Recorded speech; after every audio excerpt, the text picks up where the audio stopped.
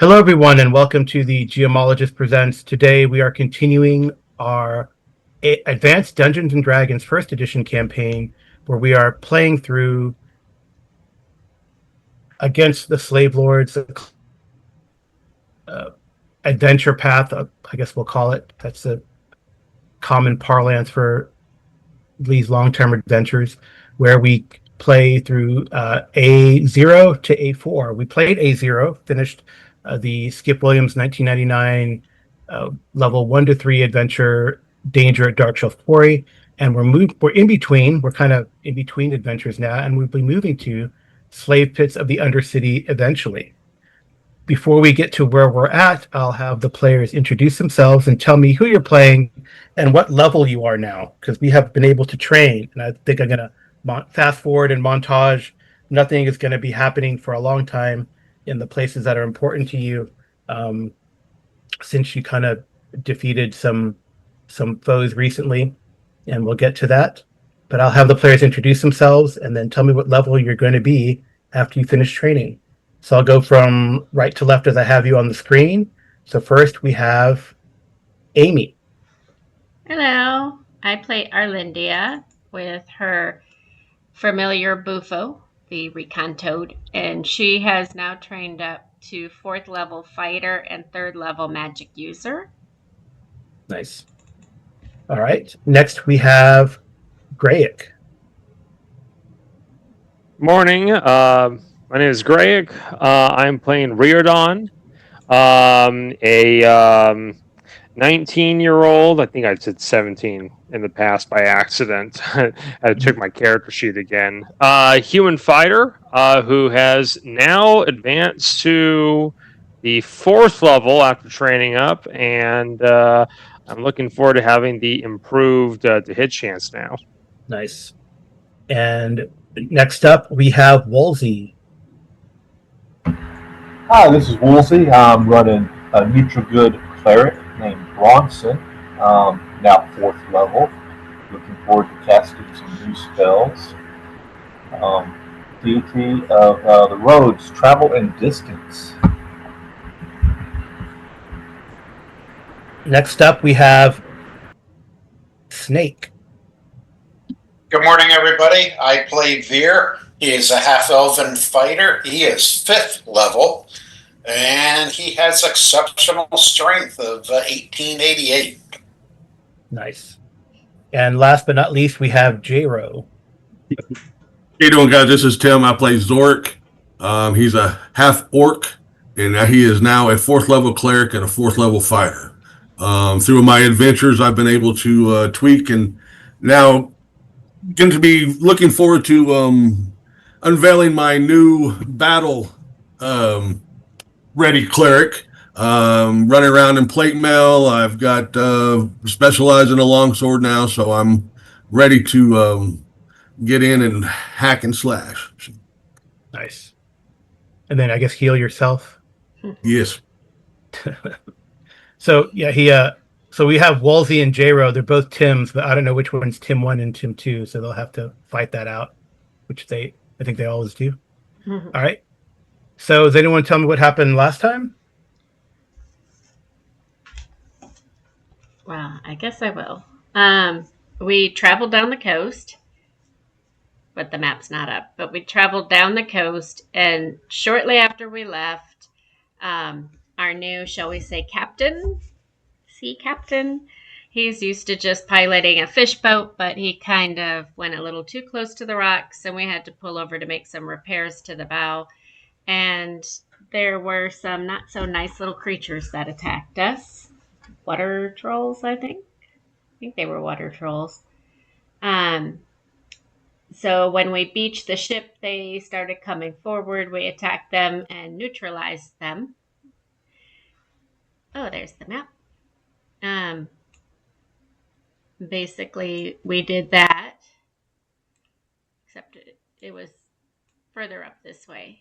And then once we did that, we got back in the boat, and we didn't have as many problems. We came down to the port, and the Dark Sail, what's what we named our seaworthy ship here, is now with the Navy here and they are fixing it up because if you remember from last time, we had a little hiccup with the mast and we had to throw it in the water, but we towed it down here and they're getting it back up and fixed with the sails we had in the boat. And we just decided to go ahead and start training.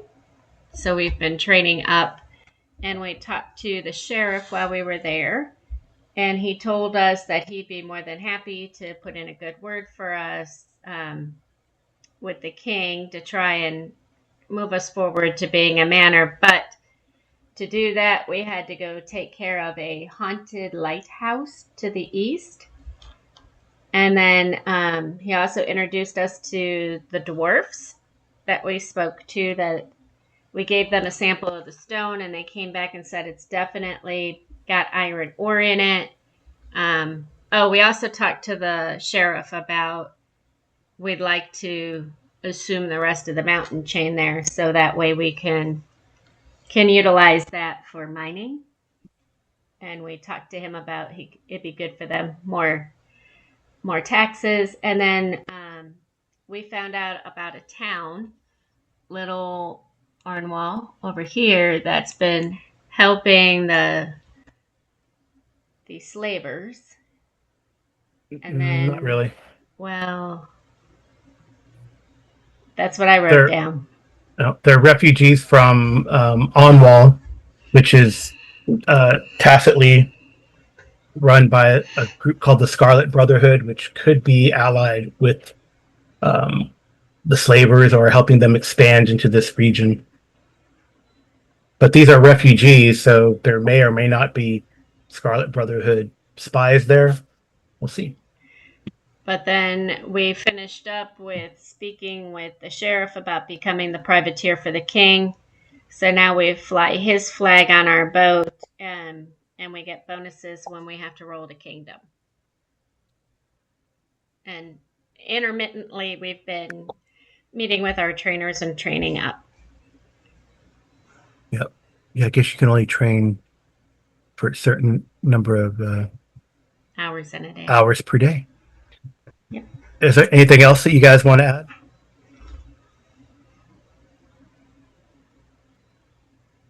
Did I miss anything, guys? I think you covered it all. Okay. Yeah, I think there's only the little miscellaneous for what particular characters are doing, such as Zorik and his meeting with the druids at the Temple of the Great Leaf concerning the mud tigers. Right. But I think you basically hit on everything. Okay, good. Because all our Lindia has left is to work with her mage Felena, Felyna, to see if the book of magic spells that we found, although she didn't say taken from the mage that we dismantled, to see if I learn those spells. Some I cannot because they're too high level. Yep. So if you want to go ahead and do the percentile dice rolls, we could do that. Okay. And then see what else other people want to do. So just one D100 or Well, multiple D100 for each. for each spell? Yep. So I think you have. Well, I'll look in the there's book. some. There was 5 of them. Yeah. So what's your intelligence? 16, right? I don't know. I have to get to it. Intelligence 16. Yes. So you have a 65% chance. So you want me to roll even for the spells that are too high level for me? No, don't roll for the 2 high level ones. Just roll for the Okay. first and second level ones. Okay. Well, there's 5 in the book, and only one of them is level 3. So 4. Okay. Yeah. So the first, tell me which. Okay. It'd be Phantasmal Force, Wall of Fog, Fog Cloud level 2, and Stinking Cloud level 2. All right. So the only one you don't learn is Stinking Cloud, but the other ones you're able to learn. Yay. So, silly question, but what is Phantasmal Force? It's like an illusion spell. Okay. It's one of those that comes into play just very rarely, but it's nice to know if you know it. Okay. Yeah, it can. I mean, if you're creative, you can think of. I don't think it has like a. I mean, we can read it to people, and this is probably Yeah, good to because illusions are sometimes controversial, and I, they did a lot throughout the. Go ahead if you wanted to. oh, I was just gonna say, I think it's kind of, I think it's kind of like, if you believe it, it's real. If you don't believe it, it doesn't do anything to you. So you can read the description of it. It's a third level spell, though. No, well, No, it it said first level. just it's first level. So now That's weird. I have fantastic. Is it third level? It's page 75 of the PHP. That's where I'm seeing it, because I tried to find the description for it to see if it was better, than her other first level spells. And I was looking at first level, and I was like, Oh wow, it it's is okay. It is third level. Well, I guess it was a typo Oh, then in the book. no, I'll put level. Oh, are you? Okay, interesting side note on that point, Carl. Oh yeah, that's right. Do you Second have edition, in second edition? Maybe they dropped it to first level. Okay, they changed between editions. So, Curious, are you using the reprints of the books from Drive Through? No, I have the PHP right here. So then, if I can't learn Okay. that one, that's one of the ones I learned. Then, do I get the Stinking Cloud level 2 in place of it? Then, Sure, that's fine. Okay. Yeah, because we are playing 8. I wonder if they dropped it because it was listed in the where I got that magic user. It was listed as first level. So I wonder if they dropped it. Does anyone know? Wolsey, you're the 2E expert. Is Phantasmal Force a first level spell in second? I would have to go look at my book. I don't have that book out.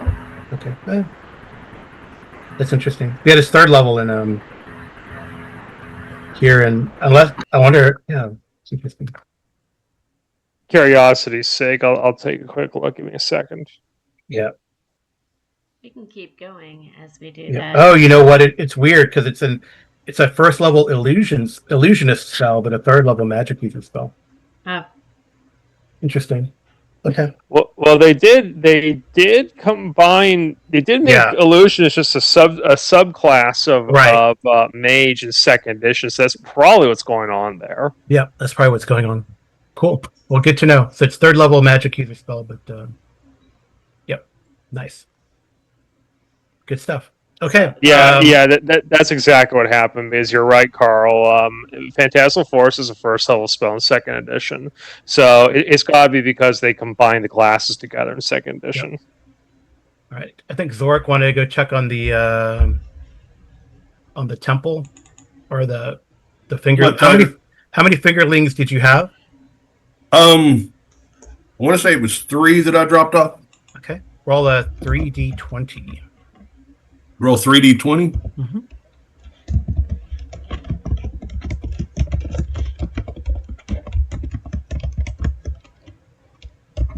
All right. So 2 of them are doing really well. They've actually grown. One of them, they tell you, unfortunately, had to be put down. It was too aggressive. But these 2 look like they're progressing really well. They're probably like tripled in size by the time you get there. So they're probably like, about a foot long now.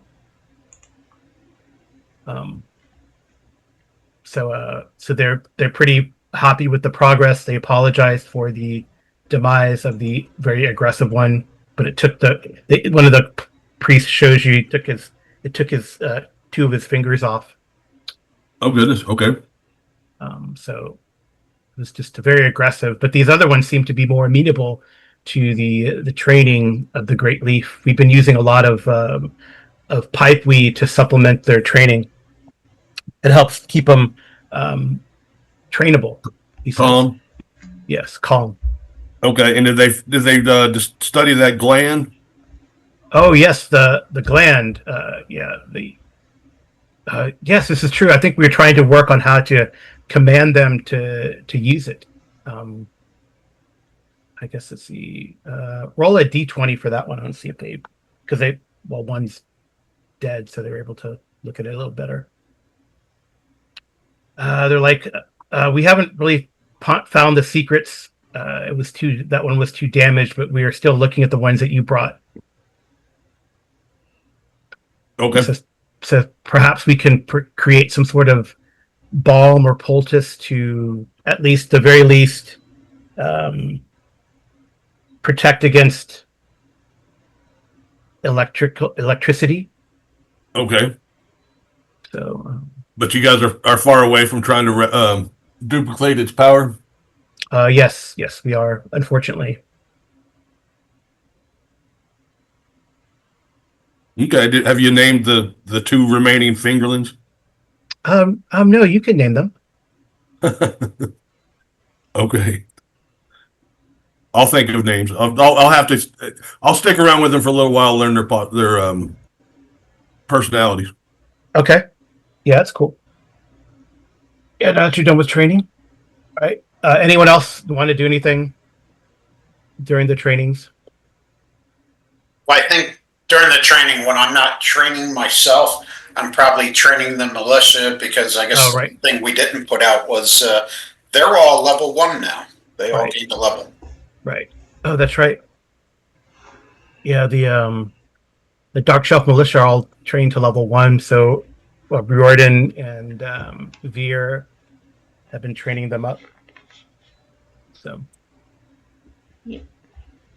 I probably will not let NPCs specialize. That might be a little broken. Right. I guess you could you could have them specialize in bow, and that'd be pretty deadly force. I don't know. I'll think about it. I think that'd be hard to try to keep track of. Well, yes, and costly, because if we have to pay for their training. No, you guys can train them yourselves. Oh, okay. So, that's fine. Maybe not. Maybe that's why they can't specialize, because you guys have to, you got to find a master or something like that. Or maybe when you guys get higher level, you could maybe do that. It's an idea. I'm good with them not being able to specialize. We don't need to make things complicated. It's it's just some extra attack for us when we're fighting more than one. So I'm good with the regular attacks. Yeah. Okay. All right. And all right, Royden, anything you're doing on the side? No, I think probably just focusing on the training, and I brought up that I want to try and pick up some Orcish, but he said I could just do that by conversing with curves. Oh yeah, you could pick up Orcish. That's fine. That's cool. All right. And Wolsey, is Bronson doing anything more interesting? Not at this time. I do have in mind. I'm gonna let you know that whenever we get back to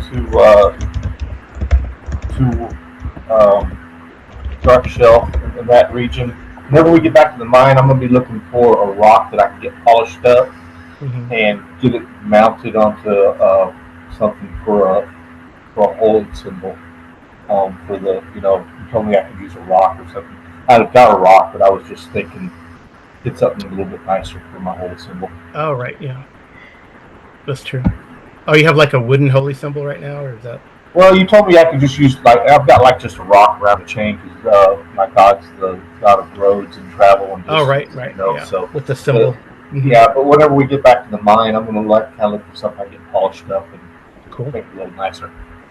Yep. All right.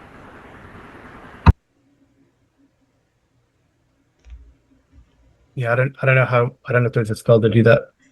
We're just asking around. Or if there's a ring she could get or something.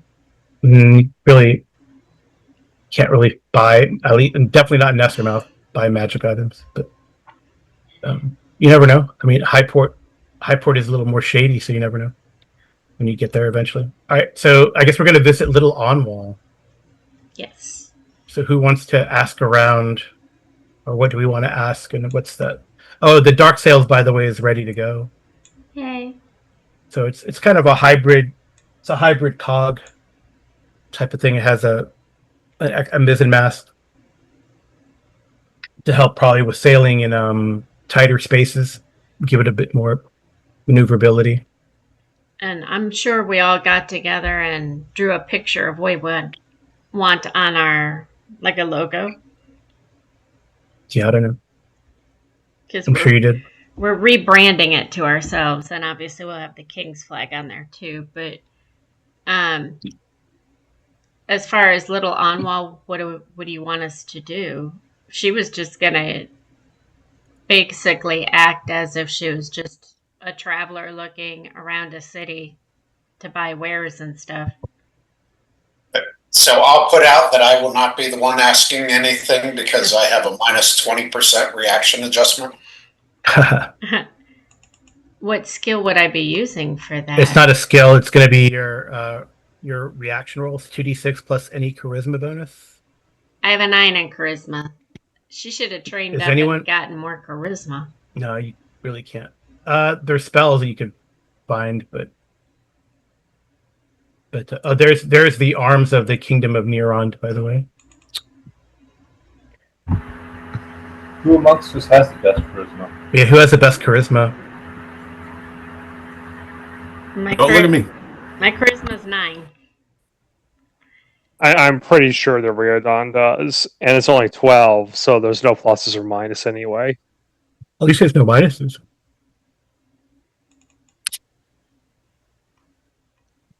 All right, well, how do you want to approach? Well, I mean, now, if you need somebody to intimidate them, then call me up because one look at my face and they might run. Okay, well then Arlindia will grab Veer's arm and say, we're going to go shopping. Either way. I guess the first thing to do would probably be to go across this bridge here on the map and take a look around. And I mean, do they even have shops? Is this just a shanty town? I don't think we got much of a description of it before. So let's see what we're dealing with, and we'll go from there. Yeah, it's kind of. I mean, it's I guess probably towards the bridge end. They're more permanent structures, but as you go further in, it becomes more of a like a shanty town and lean-tos. Kind of like not semi-permanent. I guess more of a lot of canvas and tents and structures like that, as opposed to a permanent like wood, at least wooden structure. Definitely not stone structure. Probably they've at least been able to find or dig a well here, a primitive well. There's plenty of water anyway, or they've at least irrigated or dug from the river to get some water in, or maybe you dig deep enough and you get water here in these kind of mud flats or whatever. So yeah, it's not if you guys go over there, they're kind of already, the people are hawking to sell you their wares, mostly like buying fish or shellfish or crustaceans, dredged from the river or on the beaches and stuff like that. So mostly stuff like that. Could we have asked those that came down in the dark sail with us if any of them are from there, from Anwal, or have heard of it, or maybe went through there, to see if they can give us any information? Highly unlikely, but roll a d6. High or low? Probably. So no, no one's from that area. Is that because I rolled too low? No, you didn't roll low enough. I mean, I'd say it's a very small chance. Because like these guys are mostly from further up the coast. Figured it was worth it. I just figured they might have been on a boat with somebody that talked about Anwal. Not really. Okay. They hear that Anwal's a dangerous place. That's what they've heard. We laugh in the face of danger. Just kidding. Okay. That was from so people are like So who is it? Just Veer? Is everyone going, or is it just Veer and Arlindia? I would stay back with the boat. I have a 7th I'm regiment. sure I'm probably with the druids. Okay. I get the feeling that I probably would have been asked to tag along. Okay. So if I'm the pretty one, apparently. So so I figured this. You know, if one of these folks is like some, you know, fresh fish, you know, salted herring, whatever they got here, you know, probably buy something out of a courtesy, and then see if we can strike up a conversation and ask them, you know, why is this called Little Onwall when Onwall is, you know, is Onwall just further down the coastline? No, it's across. It's across the strait. So it'd be like across the strait this way. Okay. Yeah, I don't know if I have an actual handout to show people.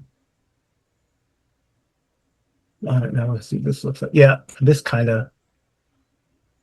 Yeah, so this one here, this handout, if it's across, it's kind of across the Relmore Bay, effectively. So to the south. You didn't put a handout up. Oh, I didn't put it. There we go. Yeah. So it's that strip of land that you can see on the south to the southeast, but there is more land directly south as well. Okay. So you guys are at the very tip of this peninsula here. So you know they've come across as refugees because of the turmoil in Onwall, effectively. Would they have a bar or anything like that, like a little pub or anything we could sit down and eat and drink at?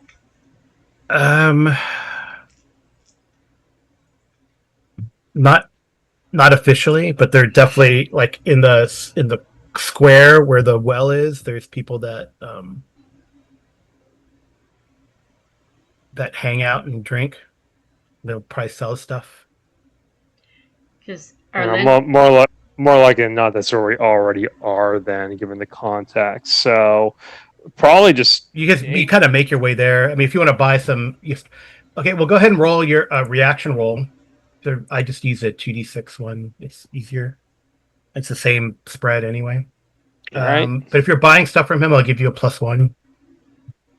See how they.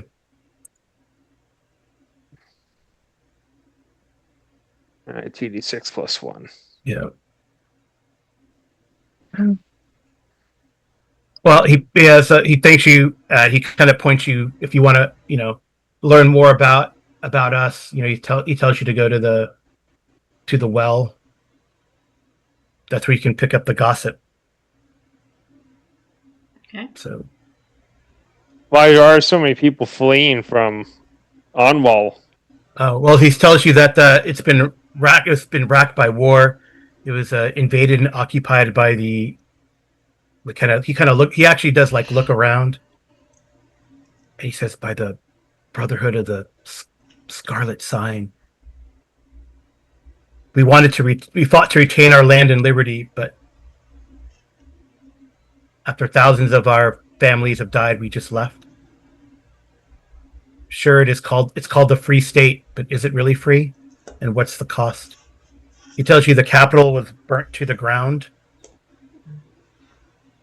and destroyed by them in a spiteful act of vengeance. Apparently, it's haunted now. Arlindia will smile and say, like the lighthouse? Worse. Worse. Have you been to the lighthouse? No. No. Because I'm just a humble fisherman. What did you do in Onwall? Just fish? Because no, I owned a business. I was a merchant trader, and those were the first to kind of be targeted. Merchant trader? All I have here is all I have here is my wife and one of my children. What did you trade in? Because I don't want to talk about it. Oh. It brings up too many bad memories. Well, we're from Darkshelf, and we're trying to build up Darkshelf even better. So we're always looking for people that could come up and start businesses up there, relocate their family up there. We have farming and mining, and if you wanted to start a business, we'd appreciate you if you wanted to come up. Well, all I do now is dredge the rivers for the bottom feeders. It's pretty good catfish, Well, then I by guess. the way, Rodin. It gives you like catfish on a stick Well, Arlindia will with definitely spices. buy Right, well, one. I'll let Arlinda. You can roll a 2d6, and I'll give you a +1 also to see if he is interested in your offer. Give him a couple silvers for the fish. Okay, yeah. And So 12. Oh, 12. Wow. He says, when do you leave? In the not too distant future. He goes, How I guess much- he says there are too many spies here still. They're the Scarlet Brotherhood, or he says they are very vengeful, and I'm sure that some here have crossed them way too many times, and I am looking to leave. Well, how much notice would you need?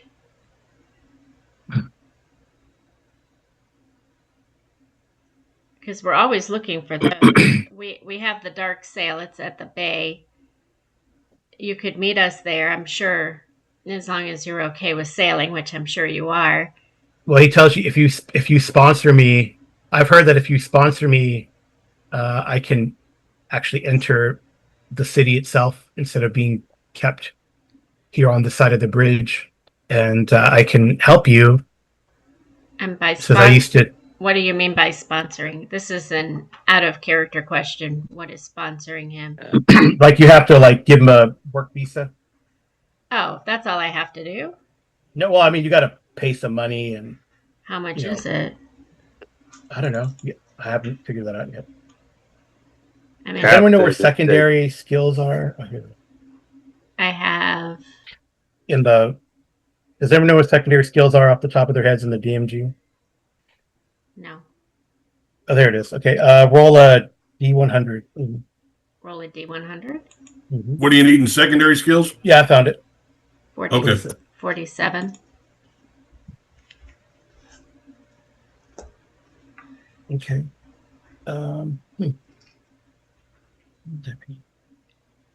He says he used to trade in like fine instruments, especially dealing with navigation.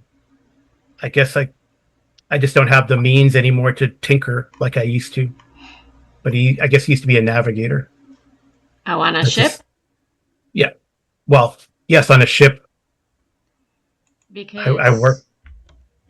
How much would I need to pay you to be our navigator on our ship, and your family could possibly live and work at our keep?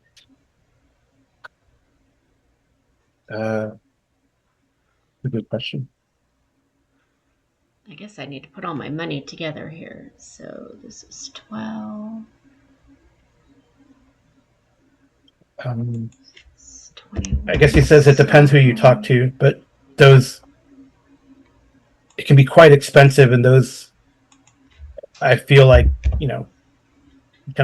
those officials who do take that money, I'm sure they are corrupt. They want extras.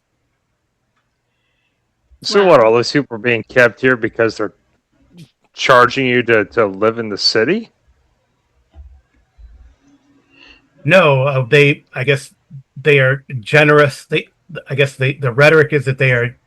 He can be a little louder because this isn't so.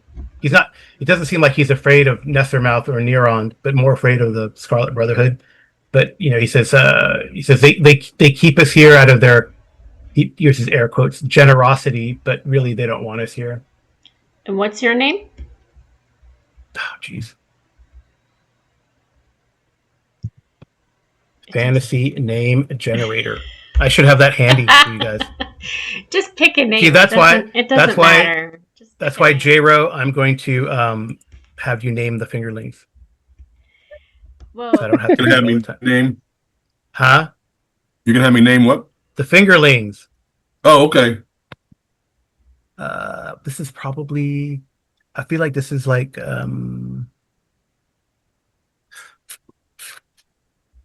What type of culture do you think this would be? Like mid-European, right? So like Germanic almost, right? well, Germanic or Slavic. Just give him a basic name. He doesn't need anything super big. You could even call him Yosef if you wanted to, Carl. Oh, okay. Well, you named him Yosef. That's fine. Okay.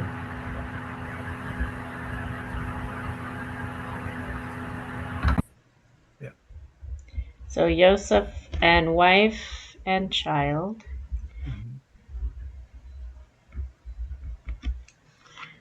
Okay. I'm assuming she can find paper, right? And a pen. Yeah. She'll write a note to our captain of our ship to let him know that Yosef and his family has been employed by us as a navigator and that he's to report to you. Okay. And I'm assuming when I go back into town, I just need to talk to the sheriff, right? Or yeah, not More the sheriff directly, but some official. Yeah. Okay. Oh, that's pretty good. 'Cause His wife is named Miriam. Miriam. Yep. His kid is named Andre. Okay.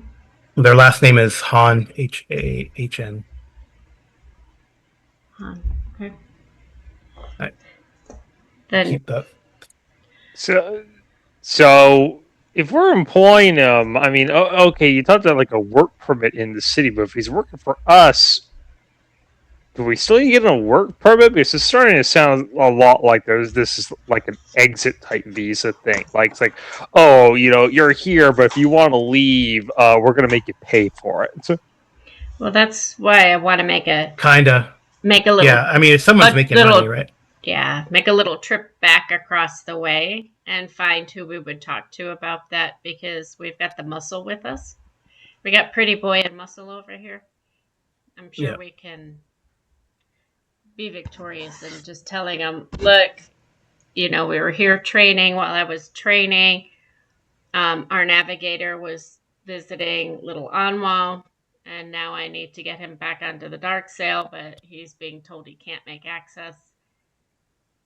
And he's our employee, and he and his family should be given safe passage to our ship. Yeah. Okay. Oh, I did. Is that Bronson showed up? He's off doing Okay. other stuff. Yeah. So probably, yeah, I guess when you go to an official, it costs like 5 gold pieces. And then if you're going to take his whole family, they double it to 10 gold pieces. Why am I paying you 10 gold pieces to put my employee on my ship?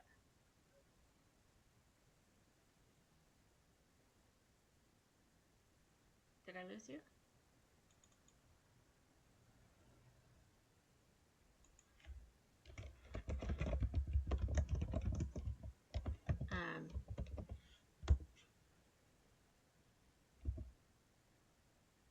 I can hear her. My network keeps popping off. Oh, well, I'll just take it up. But basically, Arlindy is going to be like, I'm not paying you to put my employee that I've already paid for on my boat because he chose to go visit a town. I think you can just give him safe passage. Or I can go talk to the sheriff about how you're holding these people ransom across the area, even if they are employed by others. On a boat that's in service of the king. Exactly. Exactly. He says, "Well, how about 5 gold pieces?" And we How about don't say anything. you let them get on the boat and I won't say anything. He's got is Veer there with you Yeah. Oh to yeah. help? Oh yeah. All right. He's there. Oh yeah, she took my arm earlier to take me shopping with her. Yeah, good thing too is it sounds like we're now having to break up a local racket that's being run in this place. Yes. Yeah, probably just like Wolsey, maybe just refresh, see what happens. I mean, we know you have 24 hit points. It's not gonna, but yeah, you could refresh, see if that works. Yeah, it's kind of a. There's definitely is that feeling that these people are trying to make a living, and I mean, I'm sure that would make sense why a black market or the Scarlet Brotherhood could have some inroads there, because Yeah. So, I should clarify. So these are like what? City Watch or guardsmen or something that are basically saying, "Hey, you no. So refugees." this one is like the City Watch is the watchmen there. I mean, they might look the other way. They don't, especially if you're with the Navy, but there's like watchmen guarding the bridge. But the person you're talking to is now some sort of official, to get a quote unquote work permit or whatever. I mean, I guess technically you didn't even have to talk to them and just say, okay, we're going to meet you and we're going to bust you out of here, get all your stuff. Well, that's the thing. It's like this whole thing reeks of just being a racket that somebody set up to make some money off of these refugees. He was like, "What are they gonna do? Arrest you for walking around in town?" I mean, mind you, they could, but I didn't realize that. I didn't realize the Nessermouth was so evil aligned, to put it bluntly. Yeah. It's probably lawful neutral with some corruption. I mean, they're far from the capital. Yeah, well, Neron has its own problems. Well, mind you, I'm not saying that corrupt officials don't exist here. It's just, it sounds like somebody has set this up to be, a racket. They're making money probably illegally off of these people, but saying, "Oh no, this is totally official. If you don't have a work permit, we'll lock you up for the night or whatever." Mm-hmm. Oh yeah, undoubtedly. Well, I think it's probably something to. I mean, if you believe that the king is a good person, it's probably something to write to the king about. Right. But well, locally, that's probably too many people involved. Well, although, yeah. I mean, maybe not the naval assets. They seem a bit detached from the local politics because they got their own mission. Well, I think that Riordan's perspective on this is, if I can be so blunt, is that this total bullshit, and if he's working for us and we're under flag of the king, then he's coming with us and try and stop us. Right. Yeah. Okay. And Arlindia would like to call for Morgreth or go visit him. She has to go visit him anyways. Who's that? He's the sheriff. Oh, the sheriff. Okay. Because she wants to talk to him. Okay. I mean, I don't suggest bringing this up because he could be involved. No, she just wants to talk to him. Okay. I'm assuming that his office is not very far away. No, it's right. Here's his residence is here. Okay, then she wants to stop in and tell Morgreth, I need your assistance. I'm going to grab Arlindia's arm right before she goes in there and make a quick suggestion. If we want to have some negotiating leverage, may we go clear that lighthouse first, because it might get us into good graces. Oh yeah, of course. I wasn't going to bring this up with him. Okay, fair enough. Yeah. She wants to tell him that she was speaking with people, and she's been told that the lighthouse is not as haunted as Anwal. And she wants to know what he knows about the haunting at Anwal and this brotherhood that supposedly has a hold over here, but she hasn't seen him yet. Oh, you want to ask him about, what he knows about them, the Scarlet Brotherhood and stuff? Right, we're hearing that they have a hold on little Onwall over here, and they're scared to leave their tents and come shop in the city. Oh, well, I'm gonna have to send troops over there and root that Scarlet Brotherhood out. Without hurting the people. I mean, Who knows who's part of the Scarlet Brotherhood or not? well, They're very dangerous. The Scarlet Brotherhood is very dangerous. He's actually pretty concerned. I mean, not like not feigning concern. He's pretty concerned. Yeah. I would not want the Scarlet Brotherhood to have a foothold. Look what they did. They destroyed Onwall, he says. Yes, absolutely. And our navigator, Yosef, and his wife Miriam and their son, they're over there right now because they're from Onwall originally, and they're employed as our navigator, and they're giving them problems over there. They said that they're scarier than what is in the lighthouse. Well, I'm sure there's been a lot of tragedy across the bay. Right, but they're very, very afraid over there, and if they're afraid and they can't get across the bridge, then they can't. Well, I guess I'll have to increase patrols through there. I'd appreciate it. I'd really appreciate it. And we're going to go check out the lighthouse and take care of that for you, but I just thought you'd like to know that they're too scared to come across and shop in Onmar because of this brotherhood. Well, we will look into it. Thank you for that information. I appreciate it. And I've taken the liberty of writing down the name of our navigator and his family here so that you know that they're going to be boarding the dark sail with us when we leave, just so that you know. Oh, were they residents here in Nessermouth? It doesn't matter. I mean, they're not if they're not serfs. I mean, oh no. I just don't want any question, Well, since you bring that up, now that he's revealed that he's, if he's saying that, then either he's playing coy, if he was in on it, or he legitimately isn't aware of the scheme. Somebody's charging money for them to, go in and out of little Onwall. Or the or to leave Onwall. He said, "Well, that's that was the idea of the comptroller general Theodric. He was sent from further east, to help out with the counting. I mean, it's a good way to, make sure that, well, like you said, the Scarlet Brotherhood could be in, doing stuff in there." I'm assuming so, but I will most definitely, let Yosef and his family know that But if that place is dangerous, well, it's better, right? They can then. But nobody's over there patrolling, and there's nobody from this town over there that we saw even helping protect them. They have one well, and they're too scared to go across to even come in here.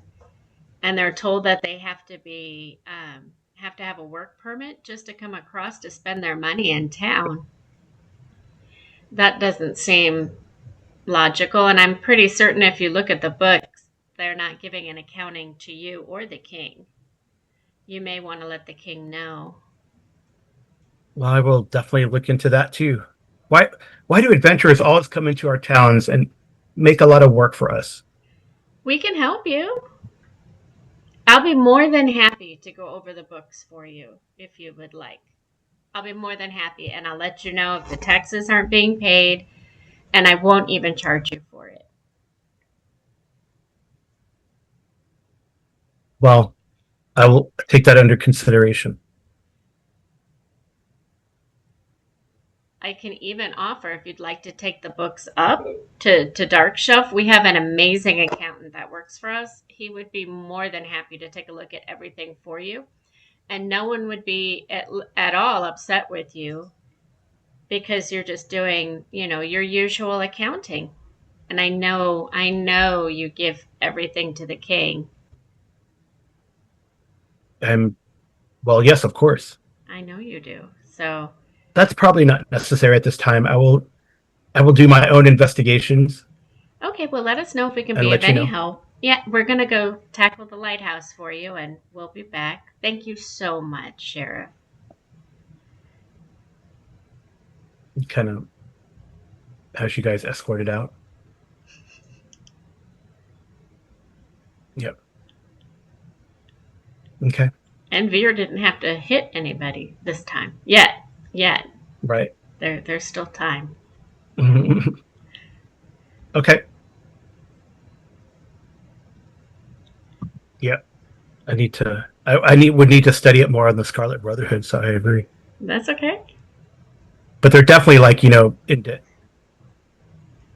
not necessarily upfront fights, but more, Yeah, behind the scenes. more like Assassin's Guild, Thieves, I get that. Large scale racketeering. Yeah, I'm weird on some pressure right now is that if the sheriff thinks that charging a toll is going to be an effective way to keep tabs on spies, I find that a pretty questionable strategy, but I don't feel like getting in a big argument with him at the moment. So if we want to, again, we could broach this further if we need to when we tackle the lighthouse. But the situation is unjust. He doesn't like it. But right now is probably not the time to ruffle feathers enormously. Yeah, I mean, Right. you guys have some ins into some of the temples here in town too. So temple clerics have they tend to,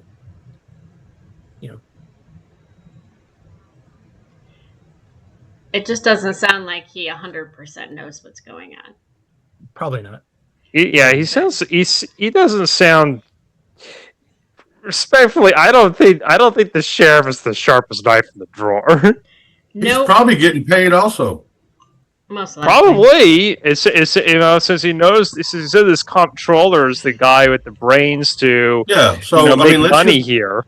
We can't govern this city too, so let's just take care of our lighthouse. Well, no, I don't disagree with that. Solving every problem here is not our job, but I'm not paying some damn toll for our own navigator now to leave the city. That's ridiculous. Yes, I'm with you. But if he was in on it, then he would have said more along the lines of, "No, don't even look at the books." More so than it's too much right now. So I'm good with going to the watchtower and taking care of that, and then coming back to the sheriff when we're done. Okay, we're heading back to Darkshelf. Well, we have to let the sheriff know that we were done, and don't we want to sell our wares that we find there? I mean, sure. Oh yeah, it's true. If you find some big stuff, then yeah. Okay. And I'm assuming that we would have told Yosef to let the rest of the people in town know that if they're looking to leave, you're gonna have a bunch of refugees jumping on your boat. No, I'm not offering them to go on the boat, but just letting them know if they want to work their way up to Darkshelf, they're welcome there. Okay. Because we're starting up all the mining and stuff like that, so if they want to come up there and get jobs, there's opportunities. Okay. But no, just only taking Yosef, because I'm assuming that gives us a plus to navigation rolls if we have a navigator. It'll help. I mean, he can, avoid rocks. Yes. Avoid rocks and sandbars. Yes.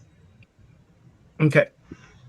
Yeah, and plus, like you said, he was in the business of selling, specialized equipment for ships. Yes. So he's a good one to have on the boat. Sextants and maps and all that kind of stuff. Mm-hmm. Okay, I don't know if you noticed, but I named the fingerlings in the chat. Yep. I'm going to say goodbye to the druids. Go to my local temple. Yep. Prayed to my deity for protection, and then, like I said, upgrade my my pre-treated bandages and spell components, and I'm ready to go. Okay. All right. Well, let's take a 5-minute break and then come back and go towards the lighthouse. Sounds good. Our viewers can hit that thumbs up button and subscribe while we're gone. We'll be right back. Unpaused. All right. Okay. So I guess we're gonna go. It's about. So you're gonna hire a cart to get down to the. Yeah, a wagon. That's somebody to transport us. Okay. So probably, are you gonna offer them how much? 2 gold sounds good. Okay. Yeah. He'll negotiate for like hazard pay because of the haunting and the ghosts. Once he gets us, within eyesight of the lighthouse, we'll be good. He can hang back. I am a cleric. I have the ability to turn undead, so he need not worry. Oh, okay. It was. Sure. I will give a donation to your temple Much if you protect me and my horses. I will do that. Actually, I'll do a little blessing for him before we even leave. Oh, thank you so much. I feel protected, especially when he pockets the 2 gold. Right. All right. So we'll drive down there. Yes. Well, I get the feeling that the lighthouse is off this way, right? It's down kind of like this way, more or less. It's off the map. Oh. Okay. Off this map. It's about a day away. I'm just gonna look something. Right. Pretty sure. Oh, I visited the orchard of the Great Leaf before we left. Okay. Yeah, I mean, probably to like pray and stuff or whatever. It's an orchard now. Okay. That's what you told me. Wasn't it? It's a temple. Well, yeah, it's an orchard. Yeah, they have a compound. Yeah. Well, nice. I would ask Felina before we left if there's anything I should know about the watchtower and the ghosts. Just pick her brain and let her know that's where we're going. If they haven't heard from us in a few days, please send. I wonder if she might know something. That's a good question.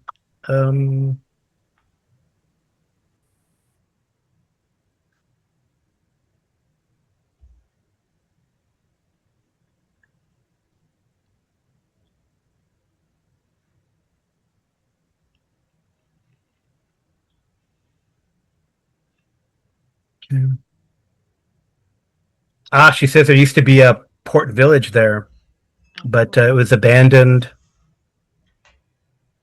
It was abandoned because of the mud flats and the silt built up. Okay. So it's been totally deserted, she says, for about 35 years. It used to be called Ravenglass. And let's see if she knows this. Oh, okay. Says yes. It was the lighthouse was tended by somebody in better days. Before Ravenglass was abandoned, the lighthouse was tended. It does help when the storms blow up from the bay. It's not tended now, though. Well, yeah, I'm curious as to why. If you let her know the sheriff wants you to do this, I'm curious as to why the sheriff would want. Anyway, but she says it is said that on a stormy night, the lighthouse keeper fell and died. Or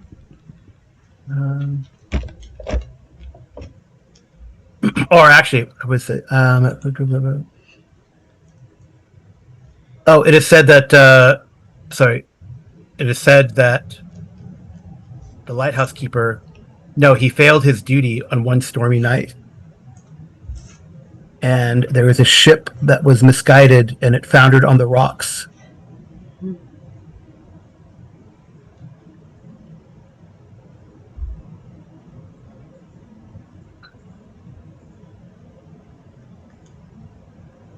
And then after that, the lighthouse keeper disappeared. It is said that he drunk himself to death. So, if we were to light the watchtower or the lighthouse, that would let everybody know the spirits are gone? I really don't. You would have to ask a cleric. I don't know how that works. Well, my question is, if we light the lighthouse, if we light it up at night, you would be able to see it? Oh, from here probably. Okay, that'll be our signal to you then that we're on our way back when we light the watchtower. The lighthouse? Mm-hmm. Okay. And I would go back and report what I've learned to the group. Okay.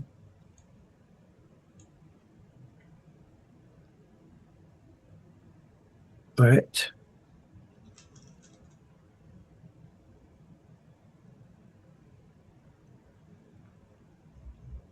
And I would have taken time to refresh the water and put new moss and everything in Buffo's spots. Mm-hmm.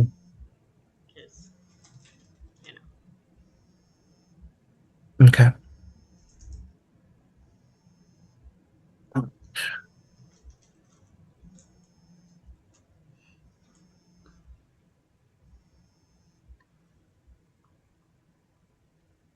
That's interesting. That's what I thought. Okay. Care to share? You know, it's never a good sign when Carl says, that's interesting. Yeah, I know. It's like when the GM smiles, you're in trouble. Yeah, maybe. All right. Okay. So you guys kind of go down the coast. Mm-hmm. So, Wolsey, if you could roll me a d6, please. Okay.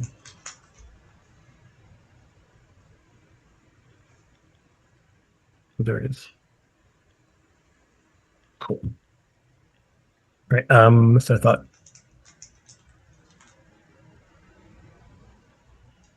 We're attacked by the mud tiger that escaped. Mm-mm.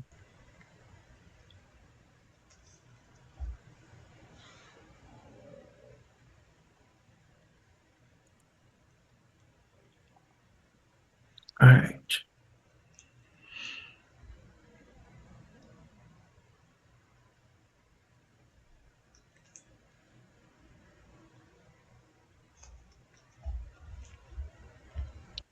So you kind of see the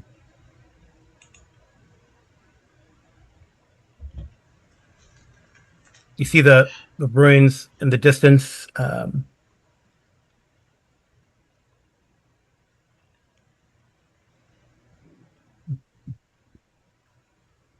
Switch you over. I probably should grab your tokens just in case. And you brought the militia, right? Mm-hmm. Is that correct? I'm assuming so. Yes, we had mentioned that. Yeah, we might have been still off the recording at the time, but we agreed we would bring the militia with us. Okay. That's pretty good. All right. So you guys are probably coming from like this direction. You can see the ruins of the lighthouse, and then the ruins of a town further along, and then some like maybe a cave entrance here along these kind of shore. And these are all like mud flats, and the abandoned town up there on the over there. And let's see. So the cave entrance is to the lighthouse itself? Um, I'll have to check out the cave entrance first anyway. Right. Well, but something happens first, so you guys can roll. Greg, if you could roll a d6 for me.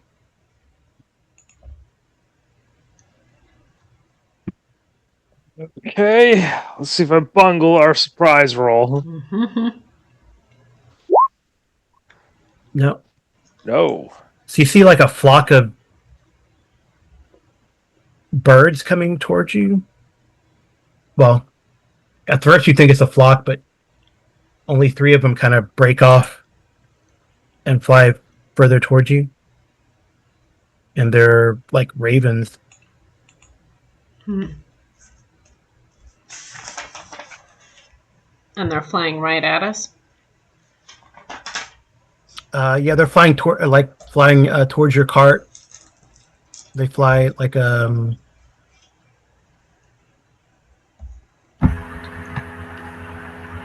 Archers, take out the spies. Well, I was contemplating using my push spell to push them back.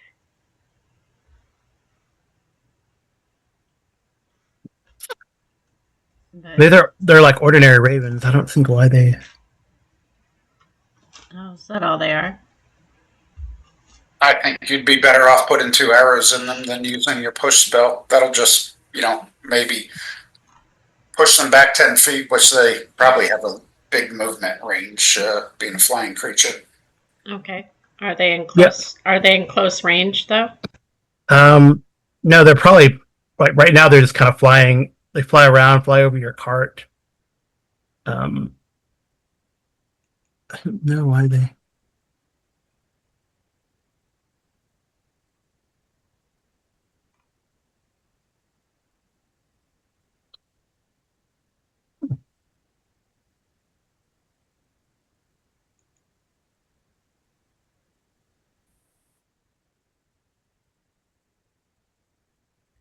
All right. I'll see what they do. Well, I'm asking if they're in close range, so I know what to. They're not in close. They're not in close range yet. Sure. Yeah, if you kind of wait. Well, I'd like to wait until they're basically going to be with all of my pluses. Okay. All right. So the other archers can go ahead and fire, can they not? Come in. Yeah, if you want them, like when do you want them to? They're kind of probably flying. Like at some point, they're probably about 360 feet. Kind of circling around. I mean, it doesn't hurt to fire now and then fire again. Yeah, I don't know. 360 for a bow, a long bow, or they have short bows or long bows. I have both, but yeah, you're only specialized in the short bow. Yeah. I believe the militia has short bows. Yeah. So you probably want to wait until they. Yeah, that's 150. Right. Well, that's why I said I wanted to wait. Okay. All right. Well. So, roll initiative then. So I guess yeah, actually it's probably fine. Yeah. So Snake, if you roll initiative for me, please.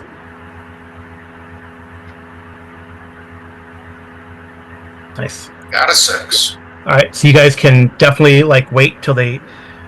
Oddly, I don't know, maybe Wolsey was predictive, or Bronson was predictive. He didn't like the look of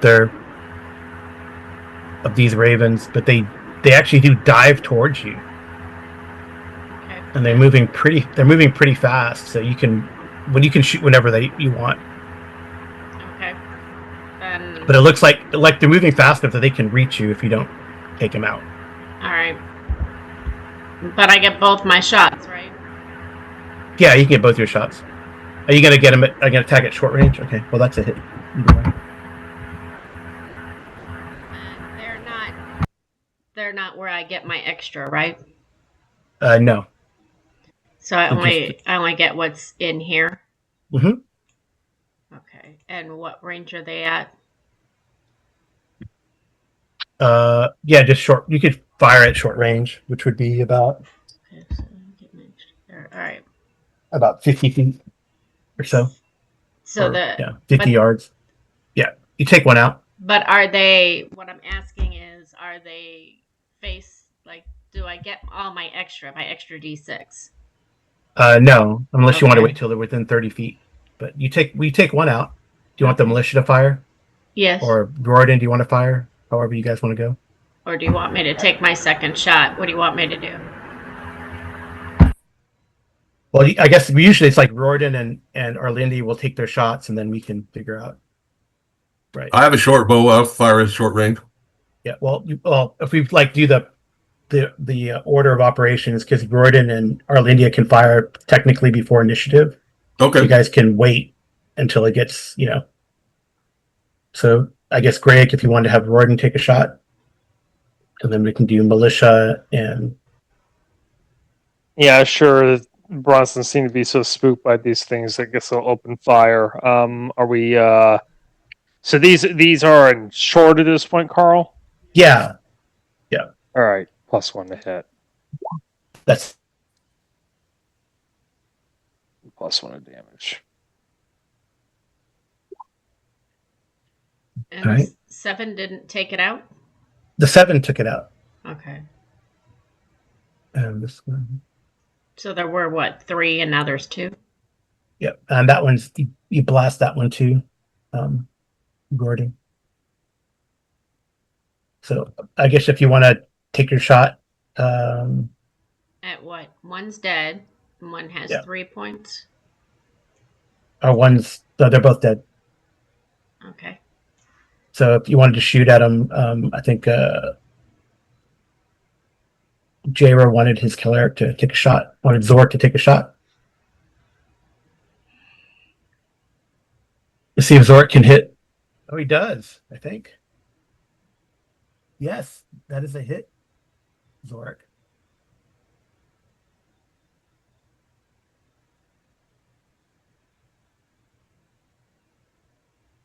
Let's get roll damage. He's not just the pretty face. So that'll hit an AC 5, so I don't know what they have. Hit. That's a hit. It's a hit? Yeah.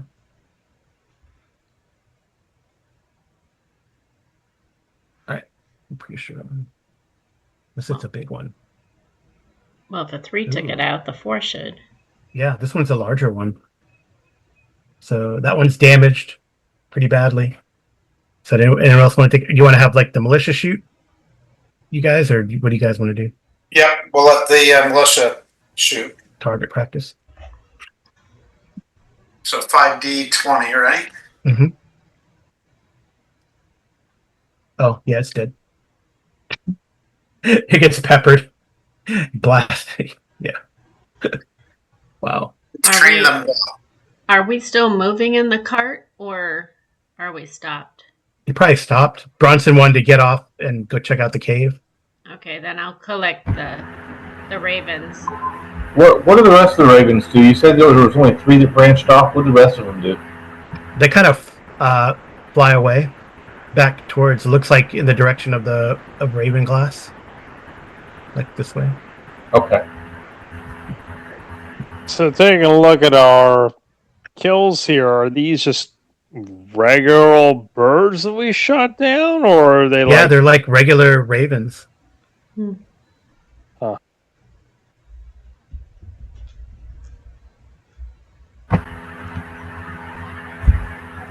Well, Bronson, you said earlier shoot the spies. You think that these are working on behalf of something?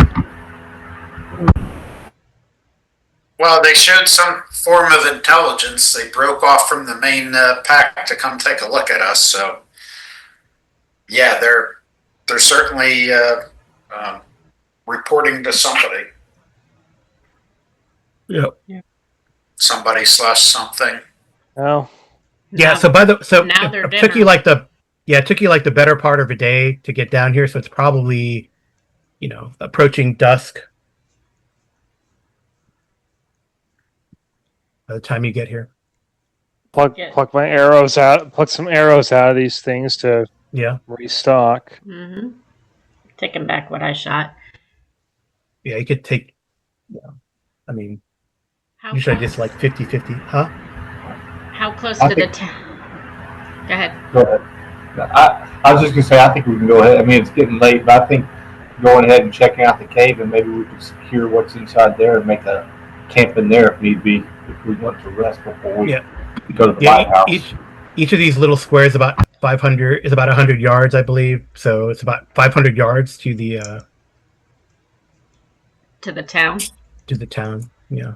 Because I'm thinking, what if there was, a house that's still somewhat livable, be more comfortable there.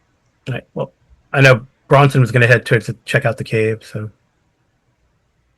Well, I mean, it's just dusk. It's not pitch black, right? No. Okay. So, I mean, obviously, we'll check it out, but we don't have to necessarily camp in the cave if there's somewhere further up. Right. Well, I think the odds are there's something in town because that's where the birds came from. But there's just as likelihood there's something in this cave. So either way, we probably have a fight on our hands. Mm-hmm. Likely. Quite possibly. And I would think that if we decide to try and camp in the cave, if there's only the one entrance and there's only the one exit, or if something bad should be chasing us down or something, then it kind of leaves us with very little means of escape. But so camping there's probably not the best idea versus the town. But let's check out this cave entrance first. I'm up for that. Yeah. So from the cave, like you get to the cave and you see there's like a path that goes up towards the lighthouse near the cave. Up to number 3. Yep. Anything remarkable at the entrance to the cave? No, it's just like a sea cave. You kind of it's dark in there. You shine a light in there, I'm assuming, and it kind of goes back maybe about 50 feet or so. It doesn't look like the water will get up to here. No tracks or anything. There's not a pile of seaweed anywhere, is there? Near the entrance, but not like inside. There's a pile of seaweed. Yeah, near the entrance there is, but not inside the cave. Okay. No big piles of bones or corpses or anything like that outside, right? No, it doesn't look like it. I mean, Bufo can hop down there and see. I mean, stay in the there's definitely something in the back of the cave. Looks like some detritus in the back of the cave. I'm sorry, so what in the back of the cave? Detritus in the back of the cave. You can't quite make it out. You probably have to go examine. Well, all right. We have 120. Yeah, no. Where's my night vision? Or not night vision. 60 feet. 60. Yeah. Okay. So give me a second here. Actually, I think I would send Bufo down a little bit because I'll follow behind him. And I'll have my bow ready. And I'll take the front with the sword and shield out. Okay. Where's that table with the light sources on it? Need a moment. All right. We're hopping on. Oh, here we are. Yeah, because we do it the bullseye there from what we picked up way back from Vengeance. So yeah, have curves come up behind us, and that gives us 80 feet of illumination.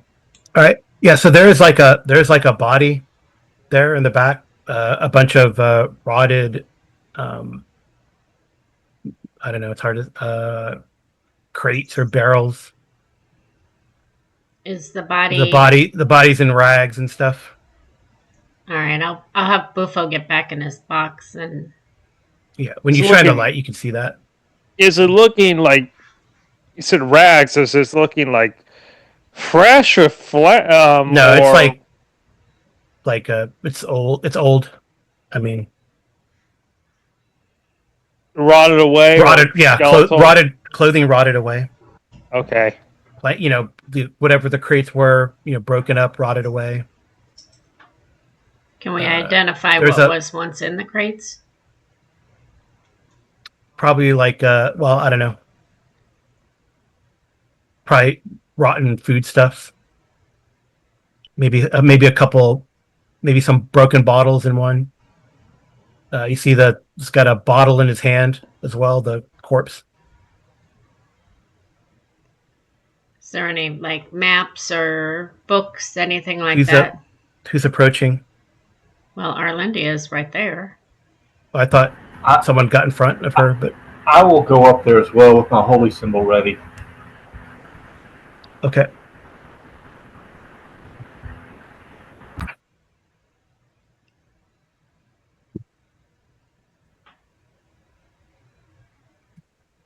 Okay, so what do you want?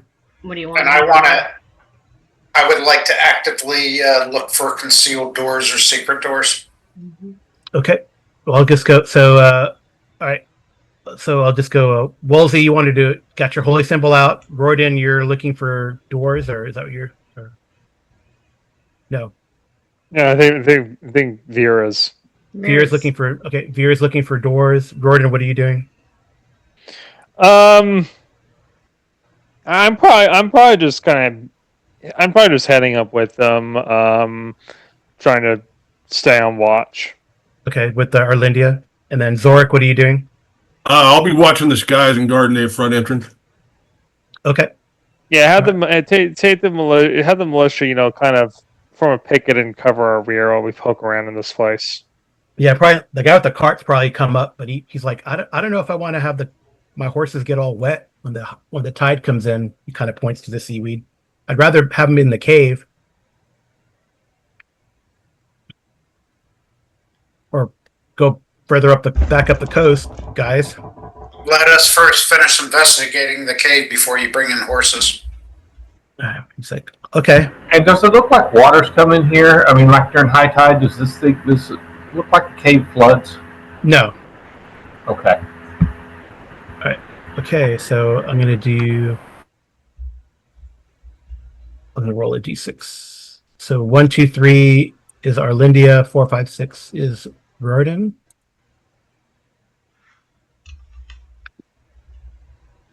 What am I defending against? I'll tell you in a sec.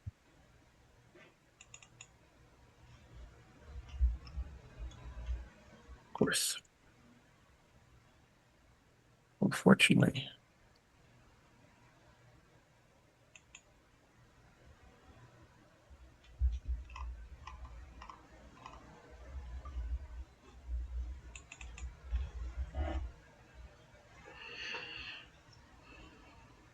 I'm assuming this close, she would have her long sword, not her bow out. Although, no, because I can shoot at any, right? So Yeah. then she would still have her bow. Okay. It's interesting how that does it. I'm assuming that was out the entire time. Yeah. Well, you said you're going to examine the body, so I don't know if the bow's out, but not like knocked or anything.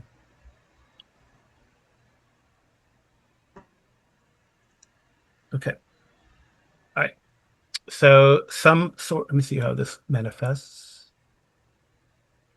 Okay. So you see a hovering, luminescent, nebulous image of a man. Actually, you guys should roll everyone who's watching the body, which I guess was Wolsey. Yeah, I guess. Yeah, it's fine. I should probably do it that way. What are we rolling? I'll have you roll a d6 for surprise.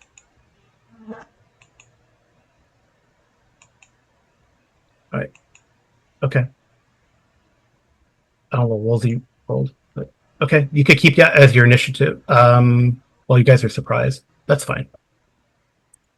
All right. So this luminescent body comes out of the skeleton there, and it reaches out to try to touch Arlindia. I don't think she would be the least bit scared of that. And it misses. Wow. Okay. You should be scared. So we should roll initiative. So we'll take out Arlindia's 4 then, and I'll roll against that. All right. What do you guys want to do? Turn. All right. You're going to try to turn. Yes.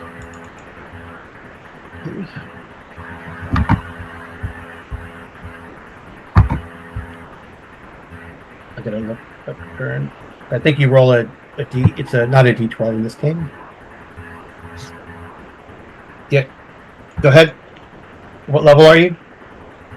Got it. You're 4, right? Yeah, I'm level 4. Okay.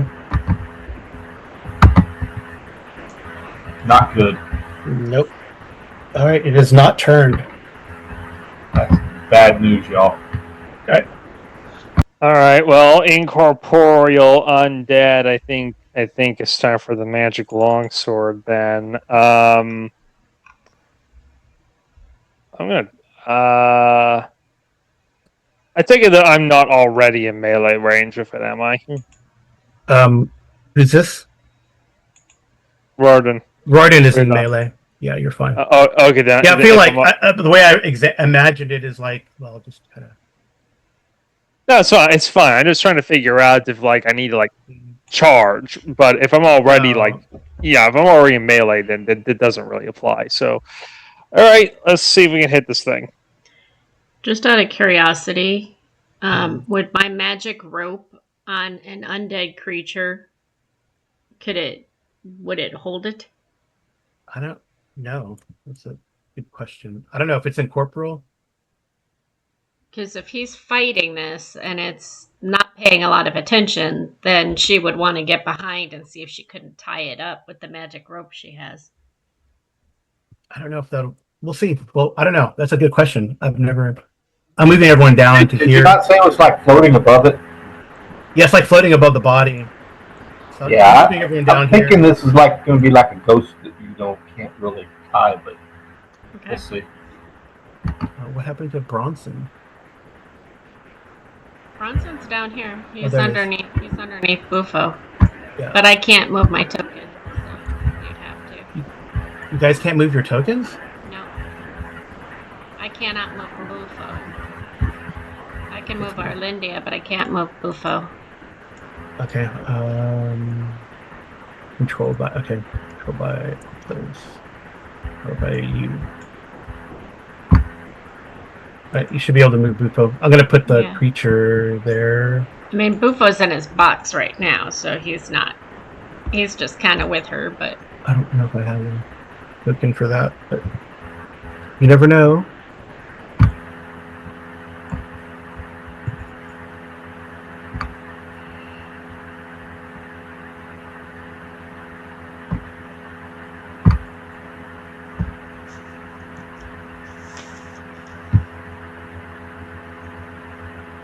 I don't want to make it like so evil looking that, but I got a lot of assets. it's fine.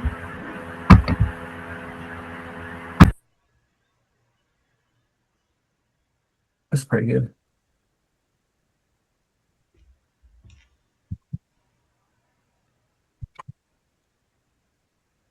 This nebulous amorphous form, that's probably fine. You can see it, right? Mm-hmm. Bad that try to reach out to touch you doesn't fill me with doesn't make me think that this thing is benign. So hence my attempt to hit it, which I take it then 8 is a whiff. Yeah.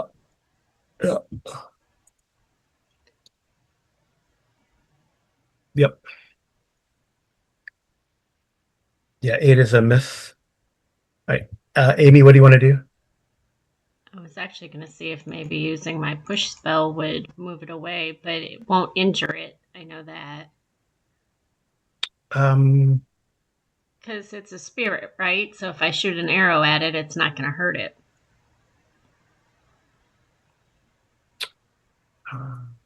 Hold on. Yeah. You will probably need some form of magic to hurt it. Maybe a magic thing. A magic arrow or a magic weapon of some form. Well, the only thing magic that I have is the rope. Maybe try to slap it with the rope. I don't know. I'll try to whip it, I guess. Yeah, sure. But what would I The roll? the rope's magical. Roll like you're attacking with your longsword. Be about the same. Well, -2 technically, but Why would it be since you're not -2? proficient. Well, -2 because you're not proficient, but -1 because technically it's like a +1. So -1. Then we're definitely not hitting. Mm. Yeah, not I hitting. mean, you could have hit. I mean, No, I couldn't have. Not with my longsword.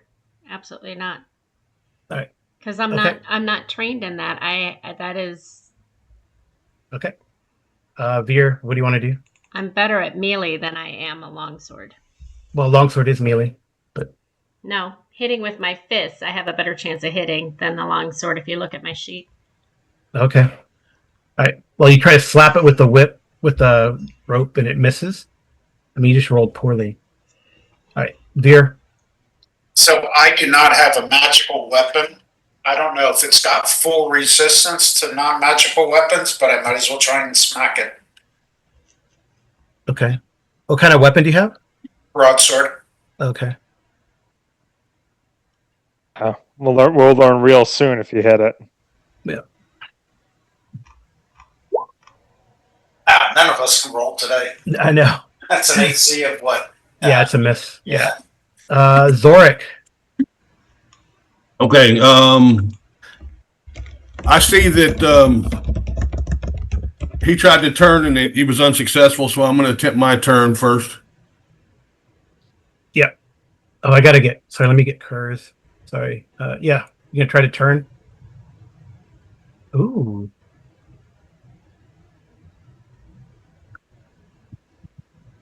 Yeah, you don't need the torch, Amy, because he has that. Oh, you may be to damage it. I see what you're saying. Thinking maybe. Mm-hmm. Yeah, Kurz is back here with the bullseye lantern shining on it. Right. Okay, Zorik. Wow, that's good. I have to look. Well, because I have an oil soaked. I have the oil, so I'm assuming.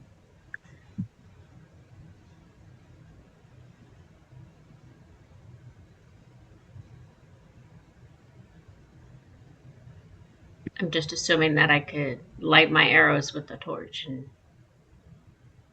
flame them off over there. Well, that's kind of mean. Why? All I did was light a torch. I don't think he's talking to you. Oh. I was like, I totally missed, so I'm not mean at all.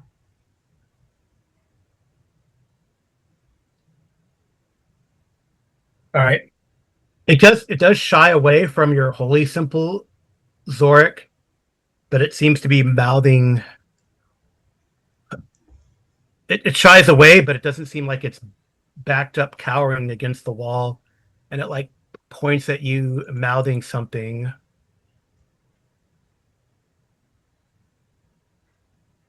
Roll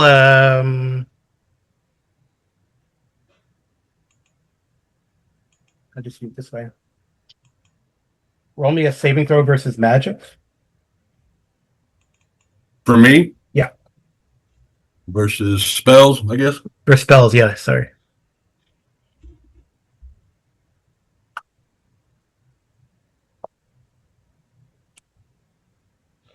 All right. It says, you hear in your head, please help. It says what? Please help. Okay. What else would it say?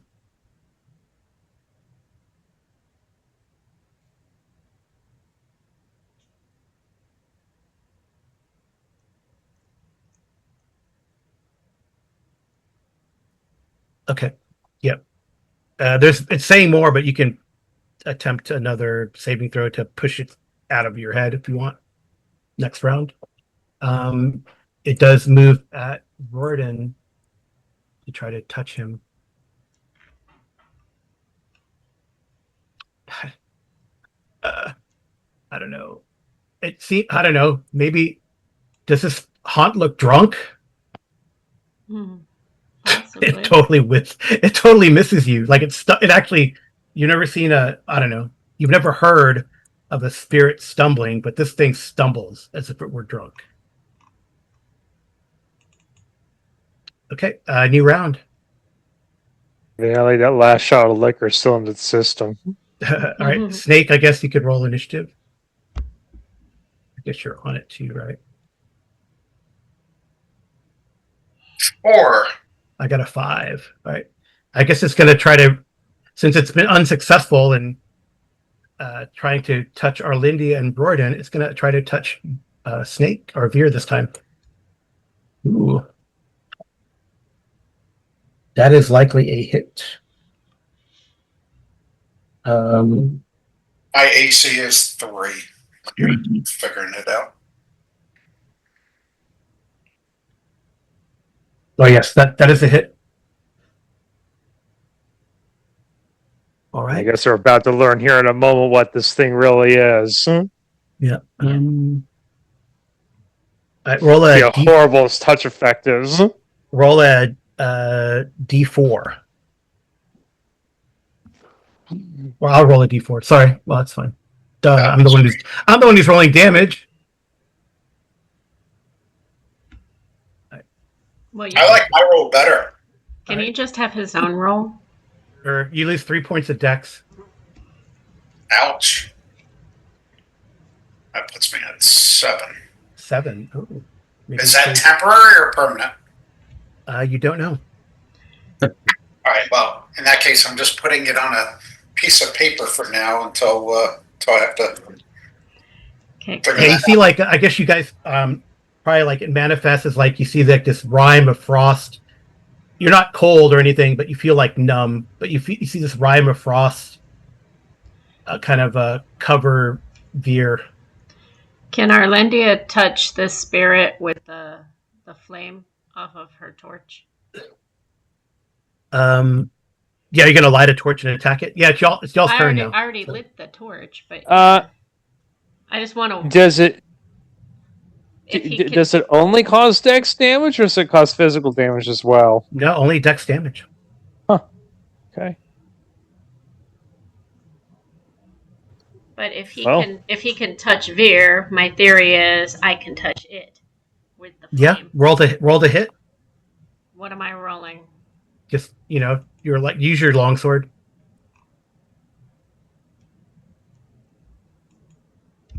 Because your melee attack, basically. Oh, that is a hit. Roll a d6.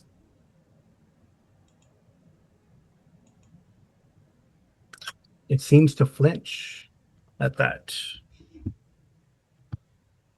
But if I light it on fire, doesn't it stay on fire? It doesn't catch on fire.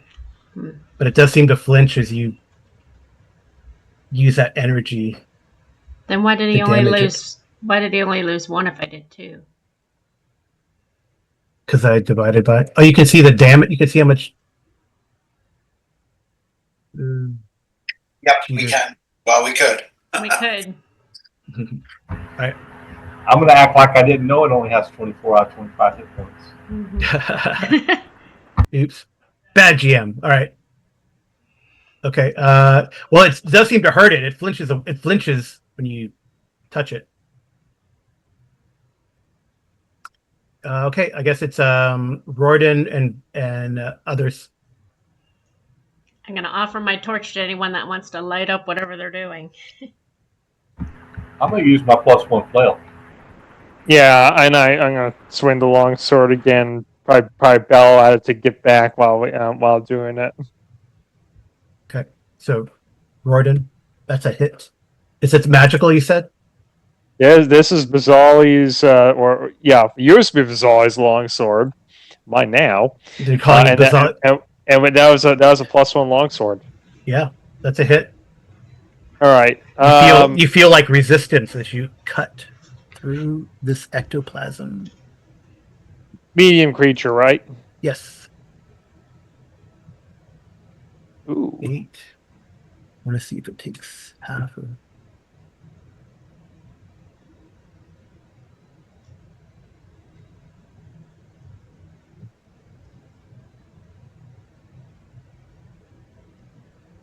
Oh wow. Okay. It's a +1, you said? Yeah. Okay. You feel resistance. Bronson, you smack it as well.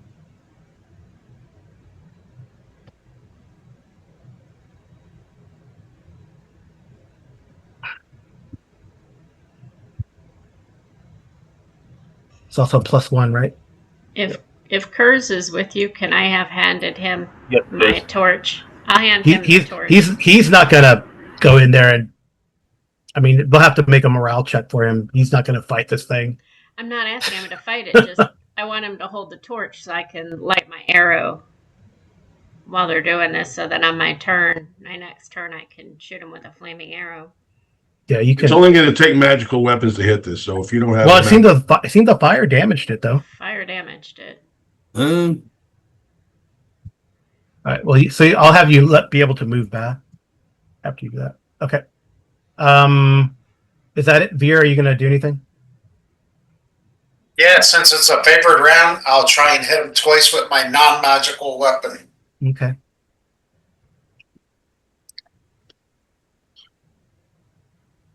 That's a wonderful hit, but it passes right through it.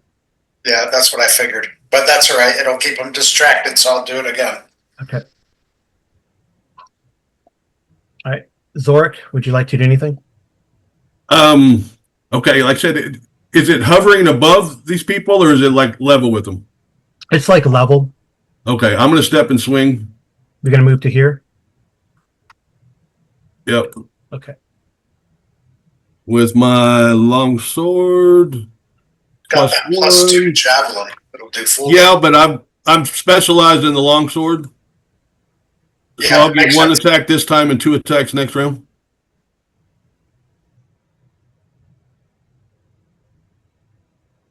Oh, That's a miss. so specialized. Okay. Well, this is our second round, so what you're... Yeah, but I haven't I haven't engaged in combat yet, so this will be my I first. thought you tried turning him. Okay. Yeah. Well, it seems like when you're hitting it with your magic weapons, it is damaging it. Or you can see you're tearing ectoplasm off, and the fire did make it flinch. Okay, new round. I guess it's going to be Zorik. Your turn to roll, or yeah, J-Ro, your turn to roll initiative. You want me to roll initiative? Yeah, I got a 3. Okay. Does anyone have a dex bonus I have no idea. I do. to attack? I certainly don't anymore, not that I had one before. Yeah. I If have someone has a dex, I have a I have a dex of 16. 13, no bonus. yeah, Amy, you could go. I don't know if Okay. you want to go up there and try to touch it with the arrow or try to shoot at it. Well, I was trying to light my oil-soaked arrows with it, thinking that way if it hits or got near him, the flame would still be there. Oh yeah, okay. That's what So I'm like thinking. shoot at its feet or something. Shoot at whatever cloth is right there so it shoots up. Okay. But that was not successful with that one, but I get 2, right? What's AC? Are you trying to shoot it or shoot at the debris and stuff around it? The debris around it. All right, that's a hit. Okay. Do you need damage? No. Because you said there's like all that cloth and everything right there and boxes. Yeah, all that the dead body with the cloth. That's what I'm and you're shooting at. Shooting it with oil. And flame. I'm Yeah. hoping it goes up. And then we can continue to keep the fire going. Hopefully it hurts him. Yeah. So it says right here. Okay. So roll me a d6. All right. 5. Okay. It starts to get bigger.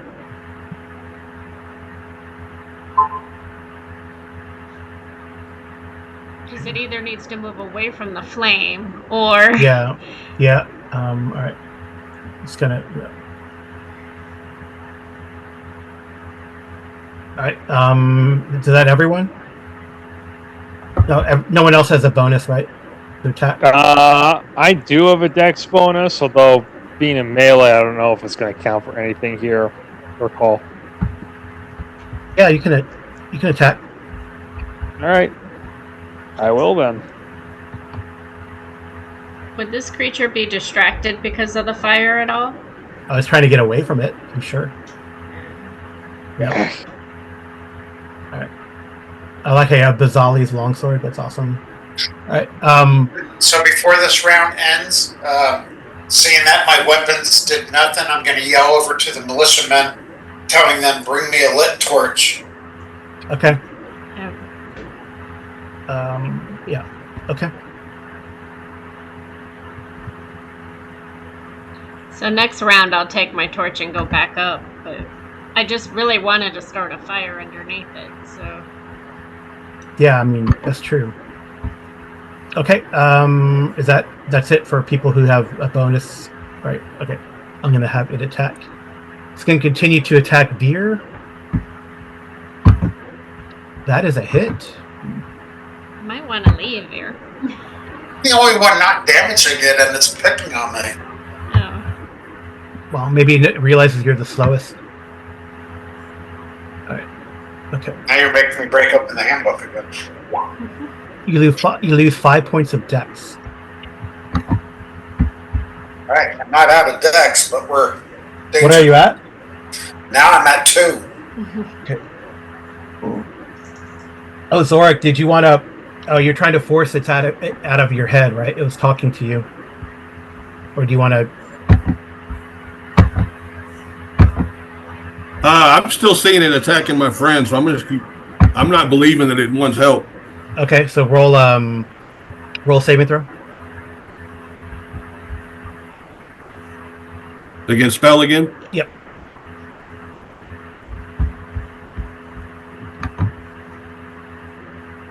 All right. It says, "We must light the beacon. We must light the beacon." That's what you hear in your head. No one else hears it. All right. Okay. I guess you guys go. This is making me think it's the light master that we have here. Well, only Zorik hears this. All right. Okay. Yeah, these guys can rush up Veer to grab. One of them can rush up to give you a torch. Oh, nice. That was a big hit. All right. You can roll. Yeah, roll damage. You said it's a +1. You're definitely weakening it. You smash it across its head, and Yes, it's +1. Its head is kind of misshapen temporarily and moves back into place. I did quite a good amount of it on there. That roll your critical damage? It didn't, but I mean, it takes. Yeah, that was just regular damage. So what do I do for crit? Do we double that or what? Yeah, you double that. Okay. So I doubled it.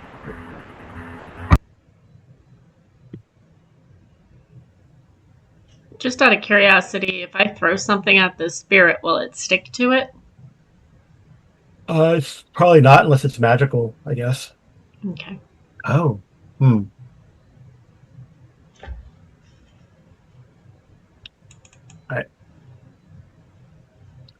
Oh, okay, that's fine. Yeah, I did damage to it already. I doubled the damage that it normally would do. By the way, Bronson. On an attack. Okay. All right. So I guess it's Zorik and Veer. Okay, so even though I missed my save, I can still attack? Yeah. Okay. Okay, this is... Yeah, you've noticed that... You have noticed that only I magic get 2 weapons... attacks this round? Yes, but you've noticed that only magic weapons have been affecting it. Because Veer struck it straight through, and it didn't do anything.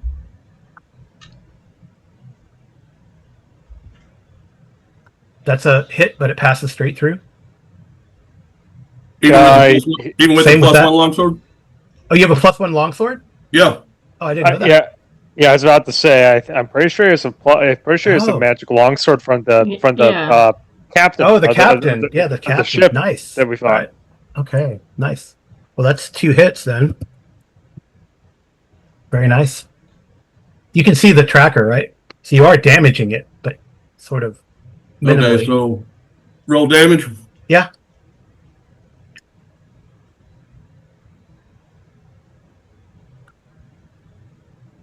Were they both hits? Yes.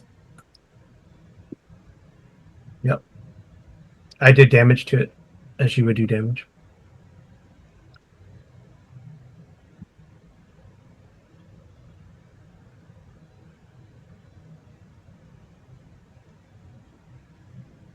Okay. All right. I guess it's a new round, right? Mm-hmm. No, I haven't gone yet. Okay. I was going to use the torch, so Yeah. I'll just click. I'll just use my dagger since Yeah. don't want to use my sword. I got double specialization in that. Mm-hmm. That is a miss. Okay. New round. Okay. I guess it's Amy. It's your turn to roll initiative. I Um. rolled a 2. Right. Yeah, 1. Does it look like the fire that I lit underneath him is flickering out at all? Roll a d6. Nope.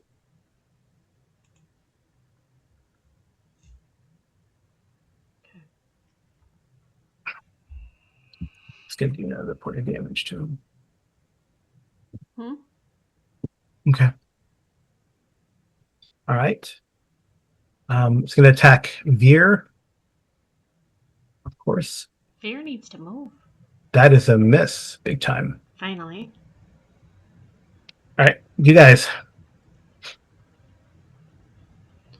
All Arlindia is going to do, so I'll tell everybody on her turn, is pour oil onto the flames that are already there to try and get it to shoot up further, because she can't damage it, so. Yeah, she can. Yeah, she could toss the oil at the fire and make it go further. All right, Bronson smacks it. All right. Man, I can't miss this thing. I like it. All right, that's a miss with that.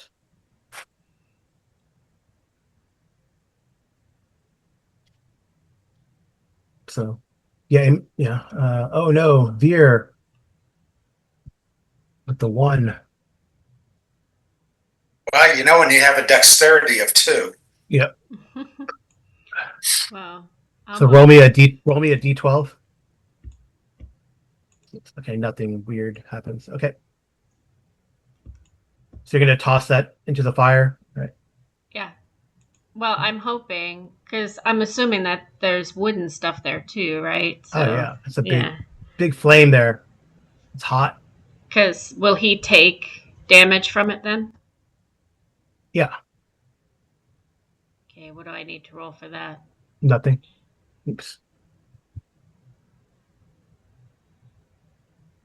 Okay. All right. Who else needs to check? Zorik, right?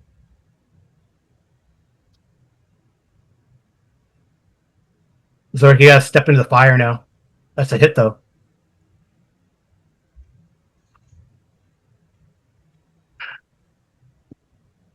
Wow. It's getting close. You guys are boxing it in and it can't really get away from that flame, but it seems desperate. So give me another saving throw.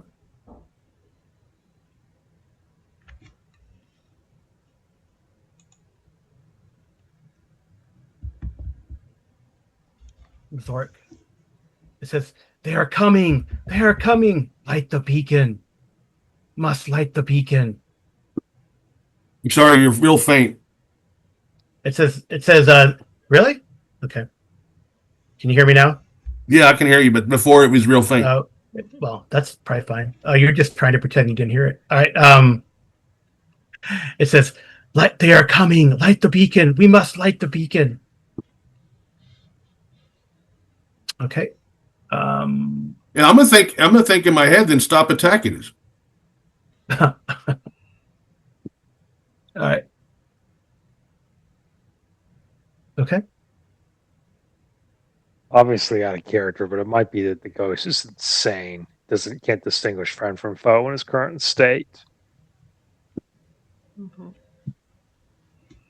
And I'm gonna yell out that this thing's telling me to light the beacon. Okay. Arlindia is willing to go light the beacon. Yeah, I'll light it after we take this thing down, so it doesn't, drain our decks to 0 and kill us.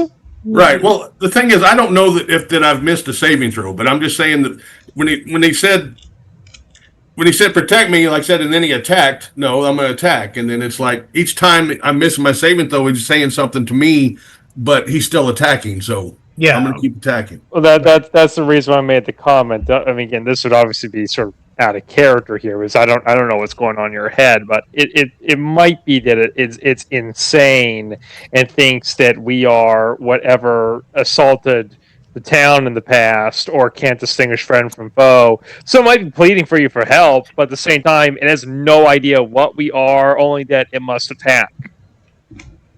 Okay. Yeah, and out of character, I'm guessing this is the remains of the Lightkeeper. Yeah. Yes. Well, it's all on fire now. But the bones are cracking and crackling. All right. Wolsey, your turn to roll initiative. 4. All right. Oh, I got a 1. All right, you guys get to go. I'll do the damage from the fire. Hey! So it's from 1 from the fire, and then you have a +1 longsword, right? Yeah, that's a +1. Nice. That's not a natural 20. That's an adjusted. So Yeah. Okay. All right. Who else?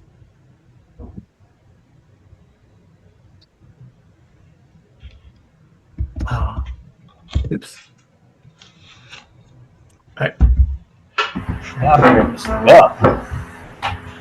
sure. I don't think you missed an I attack. don't think you've missed. I haven't. Oh man. Okay. That was awesome. Bronson, the undead slayer here. I know. So it kind of dissipates. Or what happens when you destroy it? Let me see.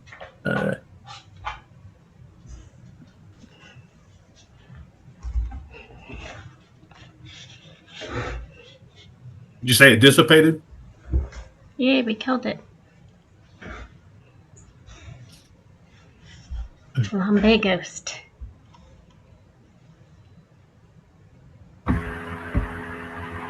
I'm using those loaded dice that you gave me.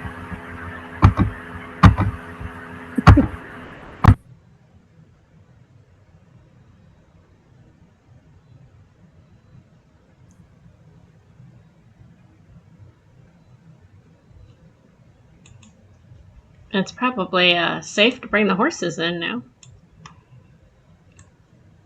Okay. Yep. Yeah, it dissipates. Can we search this place first of all before we do anything? Well, let's put the fire out. Yeah, fire out, search this place, see if there's anything left on that body that was magical, but maybe didn't get burned or something. I mean, the only magical thing I have is a rope. I have no magical weapons, so did only what I You need to thought I find some could. magical arrows or something. I'm gonna see if you had anything on them.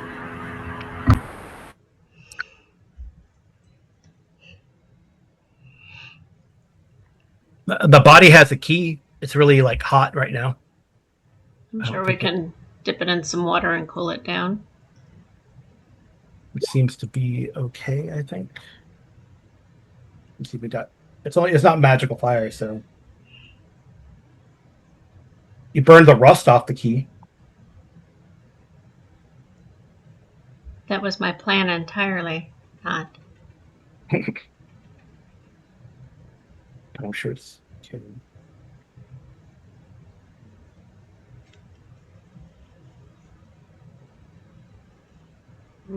Probably the key to the lighthouse. Oh, I'm assuming so. Probably. Certainly not the key to the city.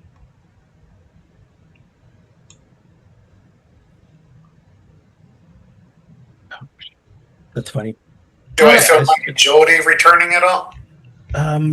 It's a good question. Arlindia is going to let Bufo out to go eat some seaweed and moss and stuff. He likes that. Yeah, I'd hope we don't need a restoration spell for that because 8 points of dex, 2 dex is pretty gnarly. Was that like +4 your AC? Yep.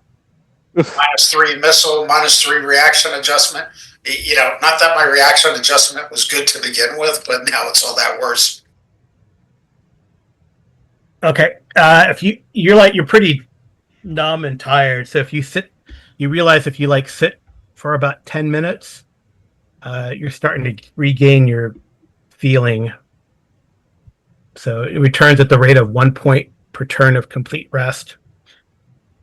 So if you're just chill out for a little bit.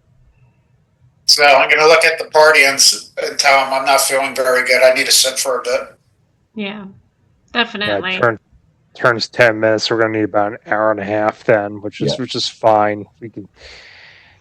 I guess a hole up in the cave after all. Might as well just use the, take one of the burning embers or something like that. There's got to be some debris there, and just light up a campfire. Prop Veer up in front of it. Take the stuff that from our former lighthouse keeper that we want, like the key out of it. But you fish the key out of it. Probably just hold up here for a little bit. And motion that motion that our wagon guy. I'm trying to think of the right word for it.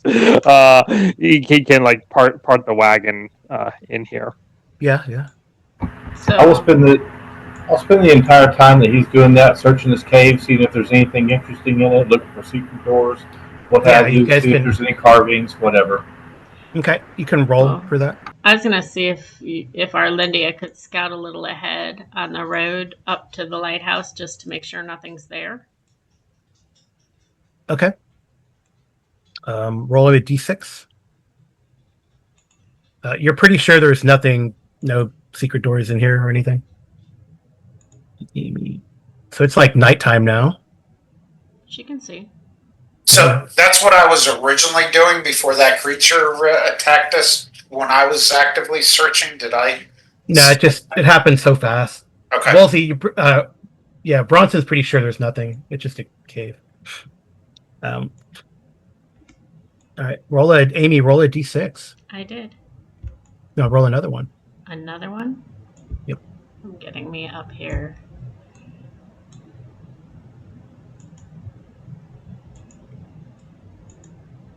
All right. You see a couple large centipedes kind of up there on the trail. They are just kind of eating nearby lichen, not really seemingly hostile at you or attacking you. They're eating some bugs or, wood louse that have crept on the rocks. Okay. They're quite large centipedes, though.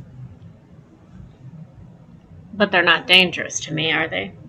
They could be if they attack you. But they don't seem to be attacking you right now. Okay. I think we should probably set a fire towards the front, which would discourage them from coming in this cave, I think. All right. You also notice that there's a storm coming in. Okay. Oh, great. Yep. How much further up would it be to the lighthouse from where I am? Yeah, if you went about halfway up, another 100 yards to the lighthouse. Okay. You're halfway. Because I want to go up and see if I can see anything in the lighthouse. Okay.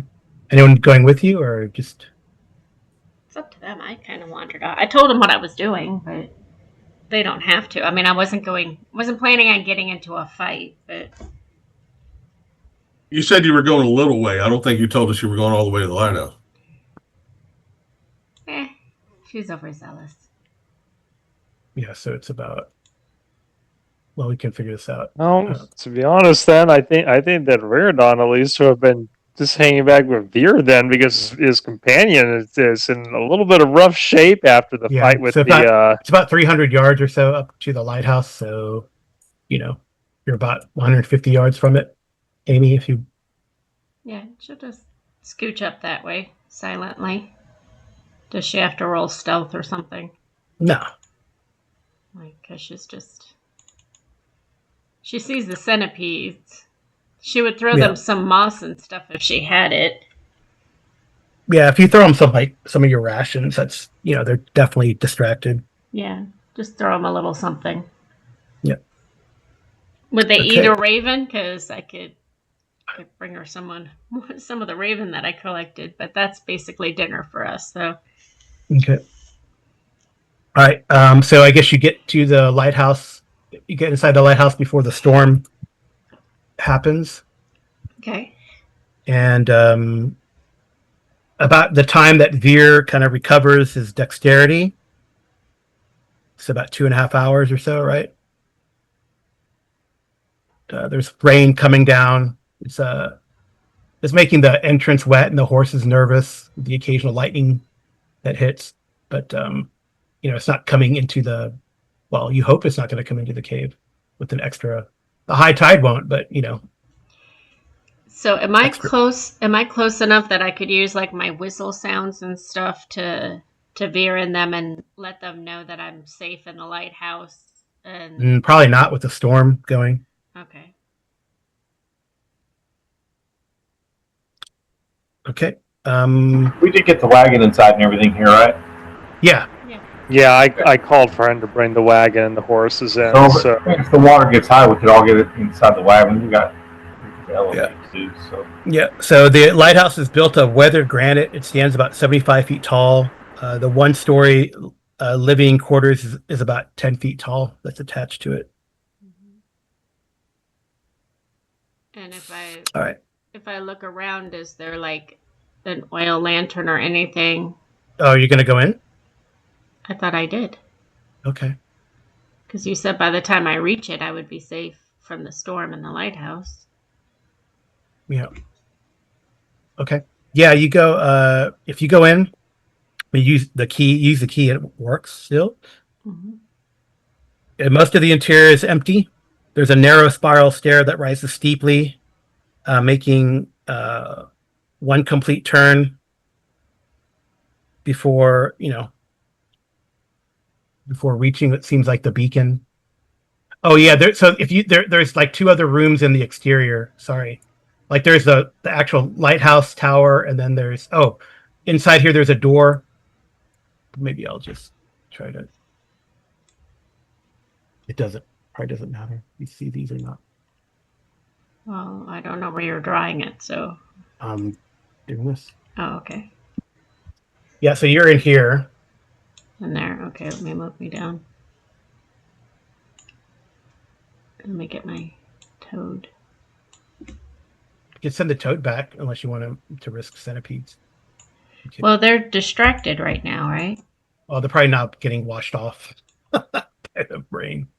All right. Yeah, so there's a door here, and then this goes up towards the beacon, the stairs. Okay. Well, there's only one door, this one, right? Yeah. Okay. And that will take me up to the beacon? Yeah, the stairs will take you up to the beacon. Okay, I'll take the stairs up to the beacon. Okay. Silently if I can, because my goal is to get up there and light the beacon so that they know I'm in the lighthouse. Okay.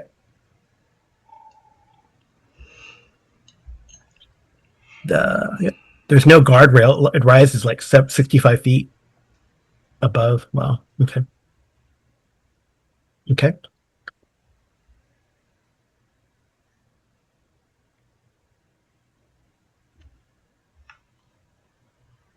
In the beacon room, what does it say? It says in the center is a beacon. It's a shallow iron crucible. faced to the northeast and west. And there's a rough-hewn lens of quartz. Okay. Can I light it?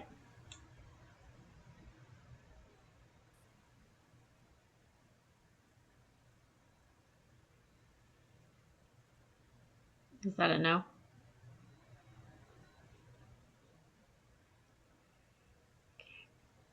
I'm assuming if you guys see me light the beacon, you'll know I'm up there, right?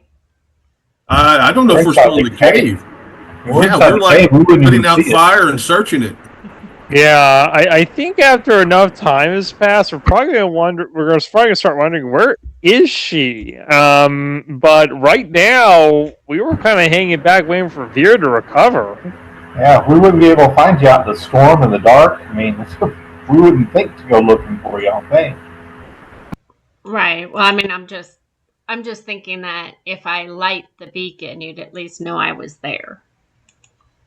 Can you hear Well, me? yeah. Once we leave the cave, then we probably will be able to see it. We'll probably look Yeah. over towards the lighthouse. So I say, oh, the beacon's lit. That wasn't there before. Yeah. Well, have you guys leave the cave? You're not leaving. No, we were No. hanging out waiting for. Not yet. Okay. All right. Let's see. I was just Pretty soon, I imagine, because if it's been like several geez, hours. Carl, you now. said like 2 hours. Now maybe going on close to 3. It's gonna be like, where is she? Yeah. All right. Anyway, you hear what I was about to say, but then Amy interrupted me with her exploration. So you lit the beacon. Yes. So you guys hear a bell, like out in the storm.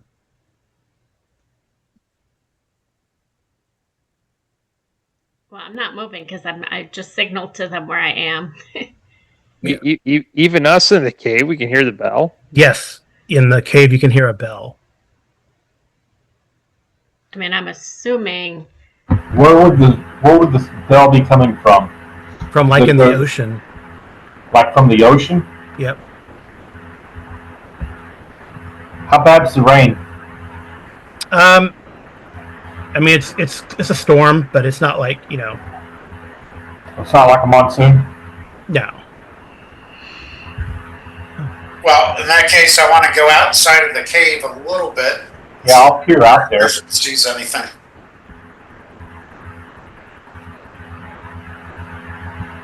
Not traveling far from the cave, like maybe 10 feet from the entrance. I'll try to get up on top of the cave. Like go around to try to get up on top of the cave and look around. Well, you see the beacon's lit, by the way.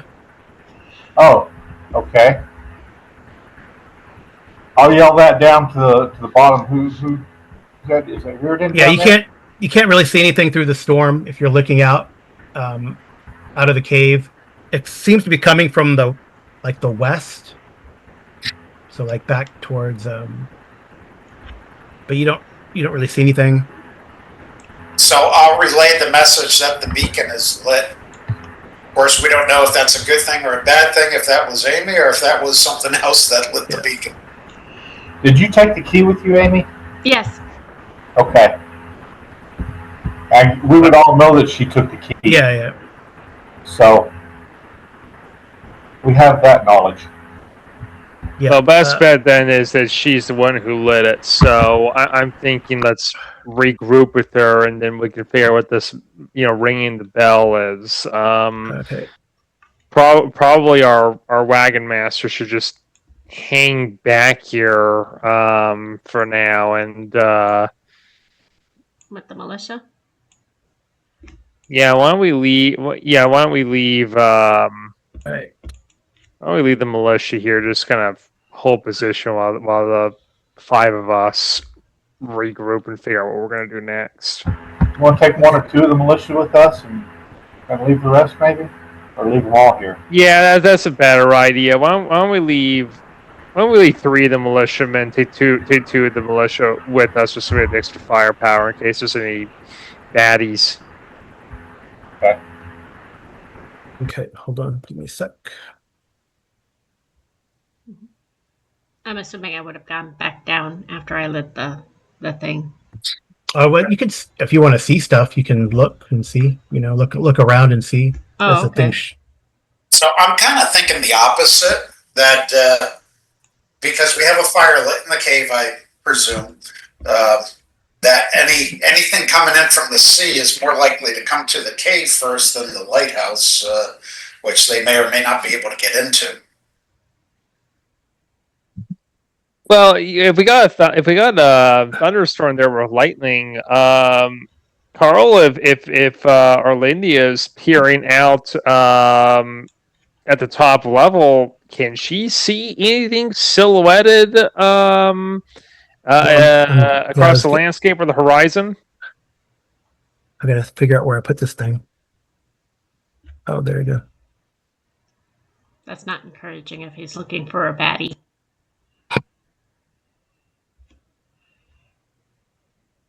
Because I'm assuming it's. I'm guessing he's looking for some type of ship to put on the map. No. No. All right. As you guys are kind of like the bell rings for a while. You hear the bell out in the ocean, probably about as you guys are making preparations to get out. Yeah, you're making preparations to leave. I'm pretty sure because they probably take you about at least a turn to get everything situated and all that kind of stuff, right? I'm assuming so. I mean, they're not that far. So if we are leaving, I think we ought to bring the wagon master and the militia with us. Is anything found in the cave? Just the dead body and the key. I have a feeling the wagon master is going to want to stay here anyway. That was my thought too. I don't know if we're preparing to up and move out as much as if I just wanted to find our other companion right now, figure out what we're going to do next. Yeah, but I'm thinking we're going to come back and find a dead wagon master and whatever militia we left with him. Well, it's better them than us. Let's go. Well, as you guys are leaving, I guess Amy, you can roll separately. Okay. But the rest of you guys can. You can choose one of you guys to roll a d6. But Amy, you can roll separate. 6. All right. Amy, you see some things coming out from the water.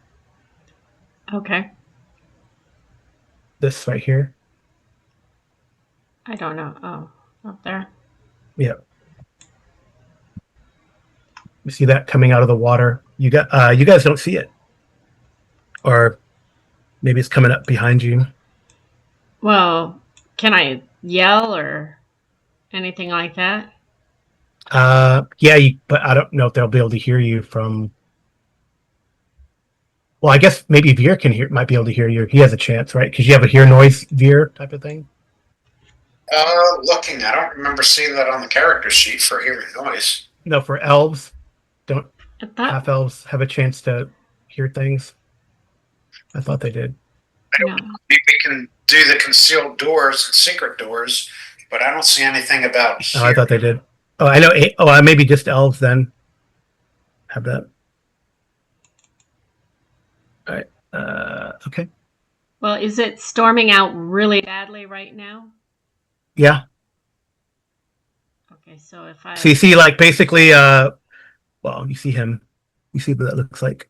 Because I'm trying to think if I could shoot an arrow towards the front of the cave, like a flaming arrow to the front of the cave, if they would see that. And yeah, roll initiative. Me? Yeah. I don't think I'll be going first. Nope. I'm gonna see what these guys do.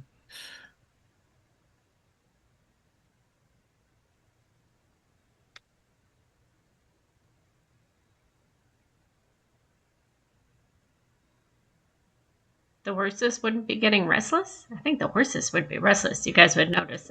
Oh.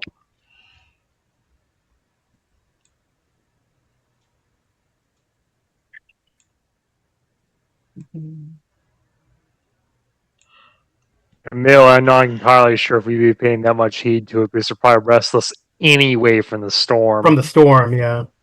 Sure. Yeah. Okay. Yeah, I'll just do this.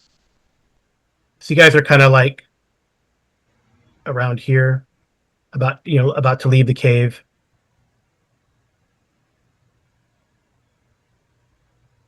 Wouldn't they be headed towards the lighthouse, though? Yeah, they are, but I'm just putting everyone up here. Okay. And of course. Oh, Kurz is still inside, right? Are you taking him with I'm assuming he would go with if the militia Royden? and everyone else is going. As a whole group going? I thought the horses and the caravan master and We were talking about leaving 3 of the militia and the caravan master at the cave. I think that Kurz would probably come with though because again, as the torchbearer, he carries a source of illumination. he And carries your that, bullseye lantern. correct. And now that it's actually nighttime, he'll be needed there because the cave we have a campfire inside of Yeah. it. Mm-hmm. Yeah. So these guys are here. Okay. All right. Interesting. It's a dilemma.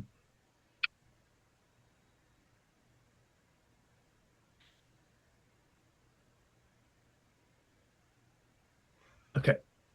Thankfully, we're close enough that we can rush back to the cave if it comes under attack. But Amy's kind of out there all alone at the moment. So, like I said, it's been a couple of hours. The group of us are probably wondering, like, okay, well, Yeah. the lighthouse beacon's lit. Is she up there? Well, yeah. As you guys are contemplating this, I guess you're probably like in a little bit in the rain. Kurz has got his bullseye lantern pointing up towards the lighthouse. Yeah, actually, no, Veer. I'll let you roll a d6, Veer. I'll let you roll a d6, Veer. Yeah, as best as I could, I'd be screaming, Veer, turn around, turn around. No, but unfortunately he's not turning around. All right, and at the last second, you guys turn around and you see these guys upon you. A group of 7 very wet pirates. This one being very strikingly handsome, but they don't except they're not really smile, even though they're smiling in this picture. Well, maybe they are. They might be saying something in the storm, but their eyes are lifeless and dark. And they attack you guys. Could I go before them and shoot my flaming arrow? Oh, I guess you technically go before. Yeah, you won't be able to hit them, but you can shoot the flaming arrow. I'm just trying to shoot the flaming arrow to get the attention of my friends. Yeah, I mean, I don't know if it'll. Would I have to use the longbow, or could I still use my short bow? The longbow, probably. Okay. To shoot it. With my flaming arrow. Yeah, I don't know. Either. Here's hoping, guys. Nope. Nope. Nope. Oh no. But I can shoot twice. Roll it. Roll a d12.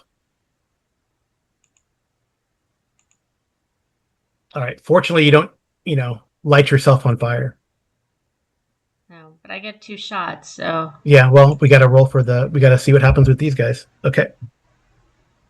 All right. Why wouldn't I get my second shot if I go? Because you go before your first shot goes before initiative, and then they will go.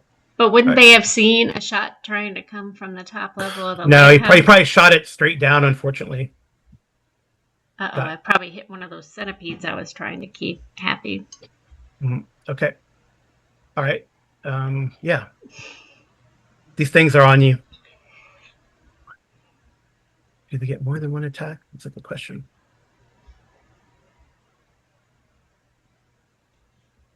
Okay, nope. There's 1, 2, 3, 4, 5. Oh, there's 7 of you. So everyone is going to be attacked, including the militia.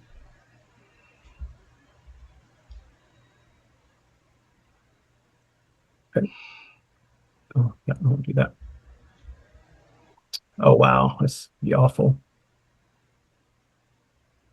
Zorik, you're low AC, right? 1. Bronson, what's your AC? 2. 2. Okay. You get stabbed, or you can't tell if you're stabbed or scratched. It hurts. You take 6 points of damage.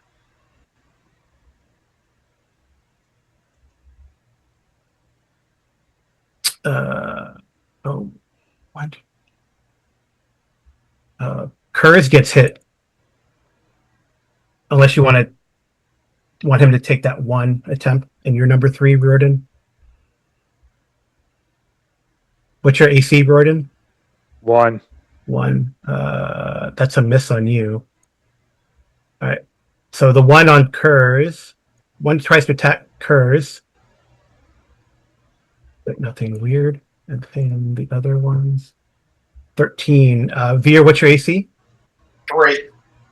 That's going to be a miss. And then the militia. What's the militia's AC?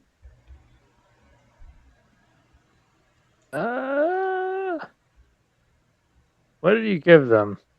Oh, Says they have 5. Chainmail. Says 5 yeah, on their 5. sheet. Yeah, so it's 5. So man, okay. All right. So the only one who gets hit is Bronson. I mean, Riordan, I guess you get hit, but it doesn't go through your armor. But Bronson, you got hit. You take some damage. I need to have you roll a saving throw versus poison.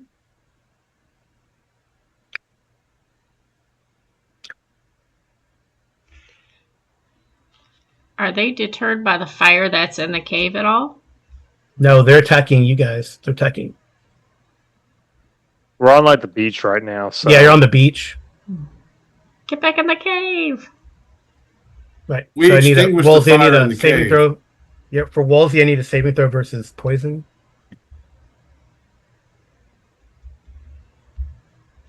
For Bronson. Nope. Is he there still? Can you guys hear me? I can hear you.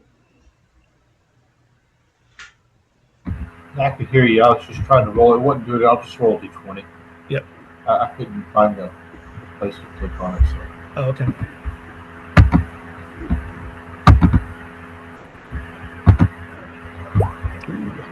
Okay.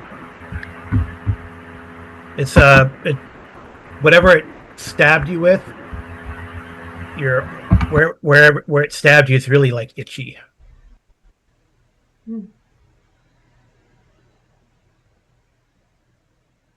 That's not good.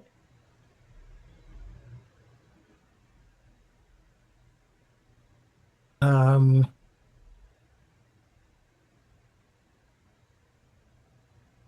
funny. Okay. All right. Let's roll initiative for you guys. Oh, you can shoot. I guess. Yeah, Amy, you can shoot your other arrow. I don't know if you're going to hit one of these guys, but you could try with the longbow. Okay. And that's they are. Yeah, just a miss. How far away are they? Because it seems They're like about- my short bow, it says it can go max 24. Yeah, they're like 4 square. So they're 400 yards. So that'd be like the maximum range of a longbow or so. Okay. But they had to at All right, least that's see a my miss. arrow. Well, you saw the arrow. There's an arrow shot from the tower. Okay. All right. I think being stabbed and hearing the sound of metal on my armor probably gives me enough warning already that we're under attack. Yep. Okay. I right. was kind of hoping you would take my arrow as a sign to head to the lighthouse. Well, I don't know. So was that a surprise round for them? Yeah. Okay, It was. got it. All right, hold on.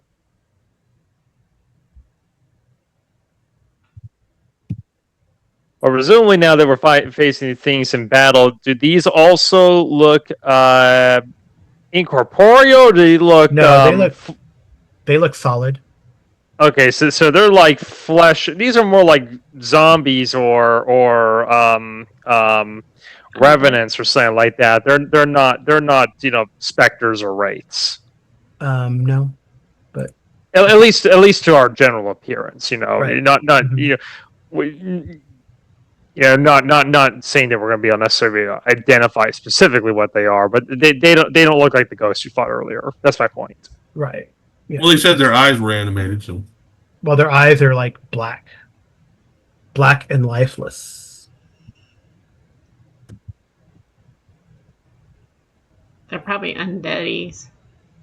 Yeah, they're almost certainly undead. It sounds like kind of like again a zombie or a white or something like that. So hopefully not full power whites because level drain's horrible.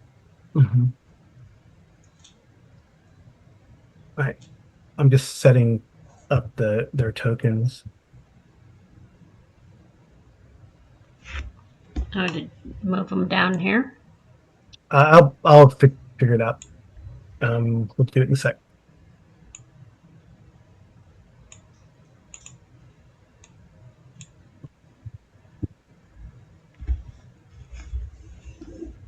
At least the surprise round wasn't as devastating as it could have been. Wouldn't have been as devastating if I could shoot with a hootie boot. Thankfully, all of us have actually pretty good armor classes Pretty good at this AC, point. yeah. Mm-hmm. Perhaps to roll a morale Yeah, check. it appears that the main tank has the worst armor class. I'm 3, and you guys are all 2 and 1. Yeah. All right. Okay. Yeah, maybe we should rethink about investing in some high-end plate mail. Okay. I guess so. You guys roll initiative. Am I rolling on my own again? No, we can. So I guess we had Wolsey roll last time, so against it's Royden this time. Yeah, okay. I got a 1. Yay, we get to go first for a change. Yep. Okay. Yeah. All right. So who wants to go? Well, can I'll I go. Do we all get to go before them then?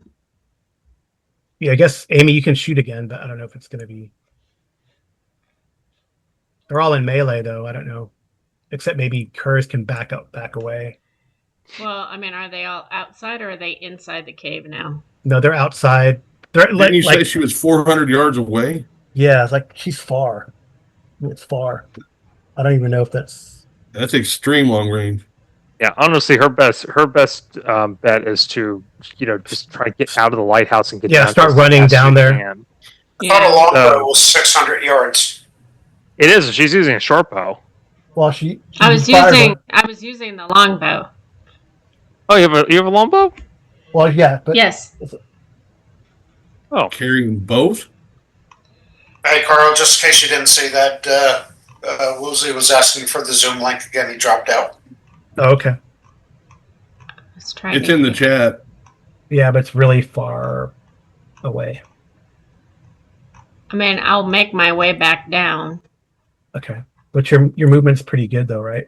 So 90 feet. Mine? Yes. Yeah. So you could definitely make it to the bottom of the tower and a little bit out. Yeah, we can't go that far. Okay, I'll get it to you a second.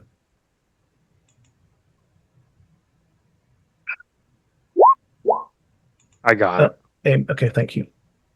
Oh, okay, because I was just doing that. Okay. Yeah. So you can right. you start running down, so you could probably get. Where's your token? I'm up in the tower here, so Yeah. So you can get like 30 feet outside of the tower because it's like 65 feet up. So you can go and run out the door. So you're okay. Cool. Okay, I'm back, guys. Sorry about that. That's okay. Where you All right. moved So who us? wants to go? Who wants to go Hey, first? Carl, where you moved us, was that supposed to be in the same order where we were before? Same order. What do you mean? So we were lined up differently than how you have us now. Oh, everything is like you guys are moving on your way up the trail, and now you can just fall in. It doesn't matter. So whoever wants to go first will probably attack the captain. I'm assuming. I'm Whoever throwing a attacked spell. me. Yeah. So I think whoever was Zork, I guess, is the one who got attacked by the captain. He was the first one over here. So I'll just do that. We'll have Zorik go first. He's attacking this guy here. Okay, yeah, I'm throwing a spell on myself. Okay. I'm throwing aid. All right. It's the effect of a bless, so it'll give me a +1 to hit, but it also gives me an additional 1 to 8 hit points. Okay. All right. So I get 7 additional hit points.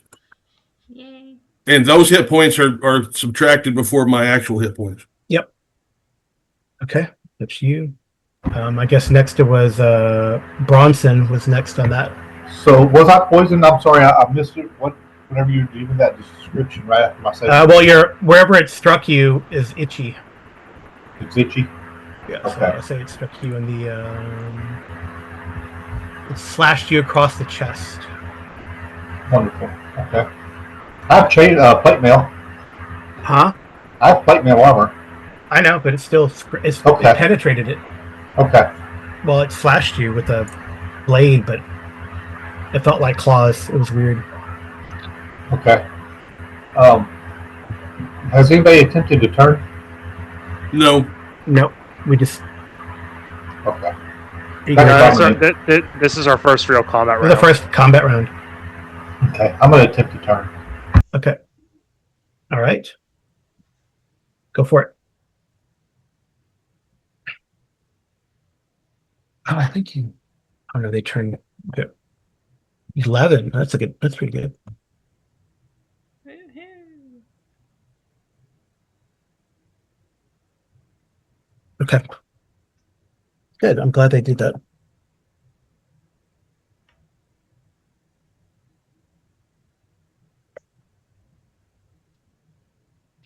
Turn charge.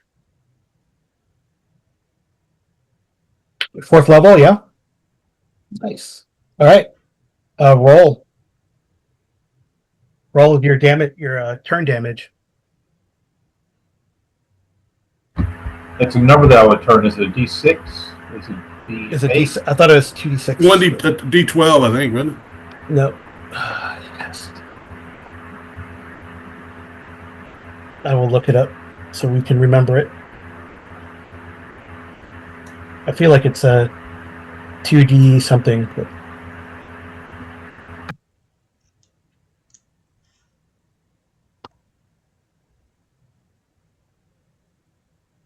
This is from Turning Undead. Yeah. I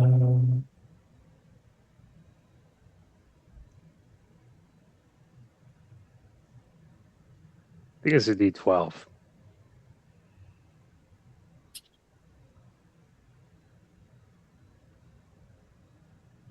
Of course, it doesn't say in the cleric description.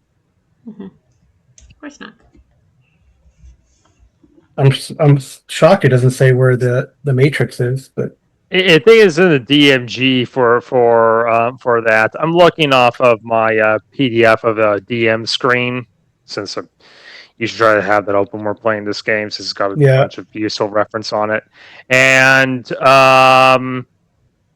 at high levels, it goes up to 7 to 12. At low levels, but then it says rather than 1 to 12. Number effect is 1 to 12. D12. Yeah. 1 to 12. Yeah. Roll a D. And it's number, right? Not hit dice. Yeah. Roll. Nice. Oh wow, very good. All right. They all move away. So if you guys wanted to, you could you see their true form too. So how do we get rid of them and they stay gone if they're undeaders? Yeah. So you see their true form as you turn them. And if anyone wanted to strike them as they flee, you can, but of course that would break the turn. So now we see their true form. What do they look like? Yeah, they're here. Yeah, but I mean, what is that? I'm looking at a skeletal. It's like a skeletal creature in like I guess it's a robe skeleton, but their robes are they're wearing like these. It's like all these clothes that they have in the picture here are dilapidated, right? All right, so Rotted as if they've been in the water for a very long time. So I will attack the one that was directly in front of me. Figure if we maybe take them out one by one before the spell breaks and they all return. This one here? Yep. Yep. Okay. All right. Again, non-magical weapon. I don't know if that matters on these. Yeah, it does. Does it matter? You hit it, but it doesn't seem to affect it. Let him All right, guys, I need a magical weapon. Yeah, you and me both. You and me right, both. So these guys are. No one else is attacking, right? Well, I can't in this round. I already went. No, if they're leaving, I'm not going to attack them. All right. Well, Veer attacked his, so I hit it, but it doesn't do anything. But it's going to turn around and attack you. All right. It misses. All right. I guess it's a new round. Okay. As they flee back towards like this large. I guess it would be. Yeah, it's on the beach. Maybe it's about. I'll put an X. How far away am I now? If I'm running full speed. Well, we've got to roll initiative and see. It doesn't change how far away I am. Oops, well, that's thing is bad.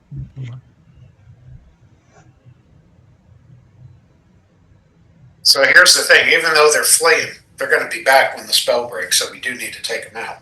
Mm-hmm. Yeah, I don't know how long it lasts. One by one. Yeah. Okay. Yeah. So they start heading. You see, they start heading in this direction, and like as the thunder, the lightning lights up the sky and stuff. You can see like a mound over here along the beach.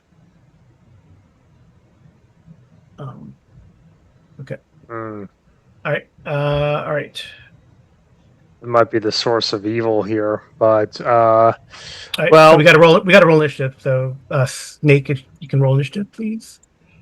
I got a 3. Oh my God. and as a note, good clerics cause the creature to move directly away from his or her person, stay as far away as possible for not less than 3 nor more than 12 rounds. So Okay. we have a little bit of time here. The turned undead will be able to come back again, but they are subject to further turning by the cleric. Oh, that's pretty cool. You can keep turning him. Okay. So 3 to 12 rounds. Okay, that's good to know. Okay. That's good to know for that. So how far away am I, Carl? If I'm running at full If speed. you're running, put your movement 90. Mm-hmm. So you are at that's like 400. So she's 30 yards closer. yeah. So you're not. Yeah. Well, it's like outdoors. It's like 90. You can run 90 yards in a minute, right? So, which is kind of slow. Oh, so I guess you're probably about 200 yards or so now. Okay. If you put me there. Yep. About 200 yards. So I didn't move at all? No, you did. Well, You were 400 yards, and now you're about. Well, technically, I guess you're 310 yards. from the beach or from them? Yeah. So okay. Let's see the bottom. Because I saw them. I would be Yeah, watching yeah. for them. I wouldn't worry All about. right, well, it looks like from the lighthouse itself to the edge of so it's about 300 yards. So you made it to the bottom, Yeah. And if and you I, move another. Yeah, so you're right. You're right. You're about 210 yards now from them, from who? from the group. Because I would have been going after the pirates if I saw them. I saw them here. So if I saw them run out, I would be going after the pirates. Right. So they're about 210. So I would have been heading in this direction if I saw them going that way. Okay, that's fine. But that doesn't help me. I was here. Yeah, and now you're here. But I made you bigger. It's easier. The distance is the same. Yeah. Not really, because I don't know where these guys are in relation to where I am. I'm just bigger on the screen now.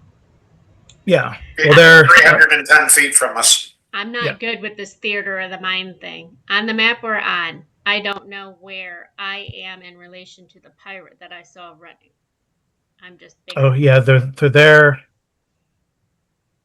I mean, I don't know how to do it. They're like.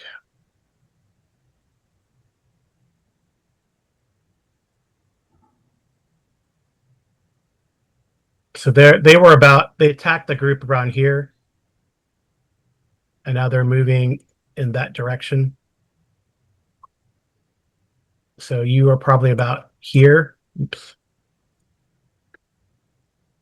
About where? I was trying to put an X. You're probably about here now. Are they within range? Yeah, they're about 210 yards or so away from you. So I could shoot them with not my longbow, but with my short bow? We don't need them shot at anymore. They're going into the water. They're like fleeing. You see like Bronson like holding his holy symbol up, his holy rock up, and they're fleeing. Right. I wanted to shoot them with flaming arrows to see if I could light them on fire. It's what I wanted to do. Well, with the rain coming down, it's probably going to sputter out. Even though it's oil? I mean, you could, I don't know, if you take the shot, it's going to break the turn, but. She wouldn't know that. Well, you can see Bronson with this holy symbol holding up. All right, fine. I'll hold. Okay. But I thought you just got done saying that we have to kill him anyway. Well, they're going to flee. I was trying to roll to see how long they would flee for, but people keep interrupting. If you're running at full movement, I don't know if you'll be able to light your arrow and fire the bow. No, I mean, this would be my turn, but on my next turn, I would want to light my arrow and shoot him. Or you could keep running forward till you get to where the group is. You'll get there like in 2 rounds.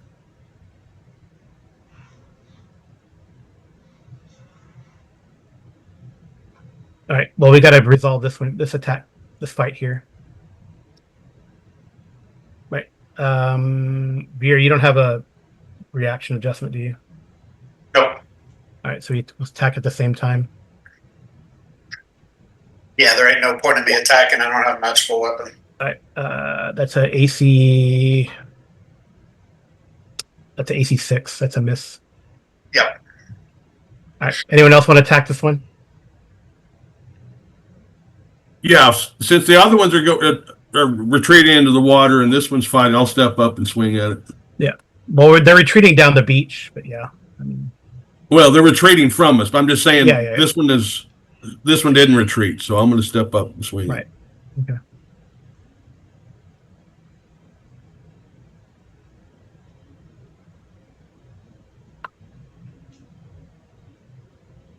Okay.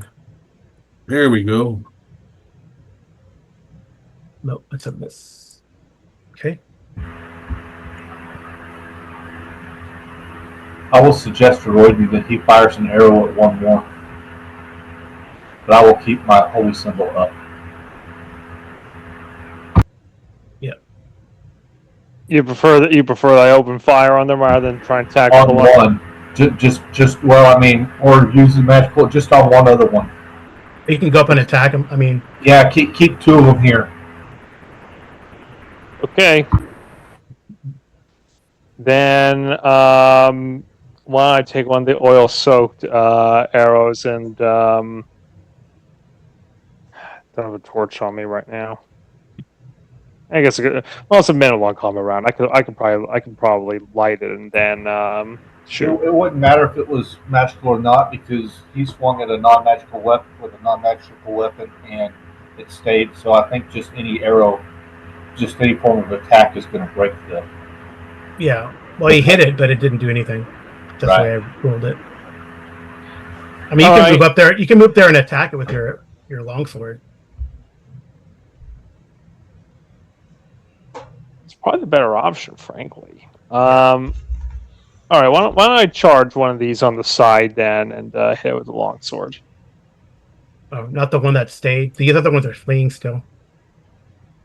No, Bronson wants me to hold another one of them here, so Okay. All right. So we will attack that one. yeah, Cool. sure. Crows is going to move back. Yeah, as he should. It's a miss. Okay. That's a miss, though, so it's going to still keep going.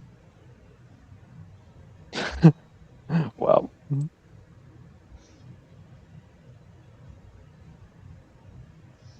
That one. They're just moving down the beach, you know. They're like moving, you know, still glaring at you, Bronson, with hate, but they're compelled to move back. All right. I guess it's in Zorak. Oh, you missed, right? Yeah, you missed. What do you want the militia to do? Gonna call out for one of them to fire at one of these guys so we can try and get our second one here. Okay. One of the ones on the end. Okay. Oops. Yeah, he breaks his string. Yep. And the other guy, I guess. Got another one. It's a miss. Can I get my second arrow now? No, you haven't gotten there yet.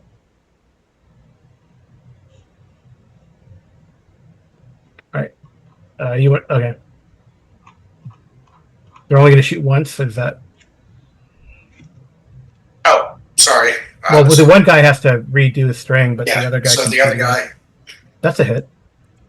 All right, so we'll say he shot this one. This one here. Oh, that one there. Okay. All right, so that one stays. Wait, is it it's not a magical arrow, right? Nope. we don't have any magic arrows. So this is the third round. So you're moving at 90, right, Amy? Mm-hmm. So by that time you're up where they are. And these guys are have moved down the beach. I don't know if you guys are gonna like march them down the beach. Is that what you want to do? We're going to deal with these two first before we move forward, Benny. Yeah. Okay. Well, so this is round 4. Move this guy up a little bit.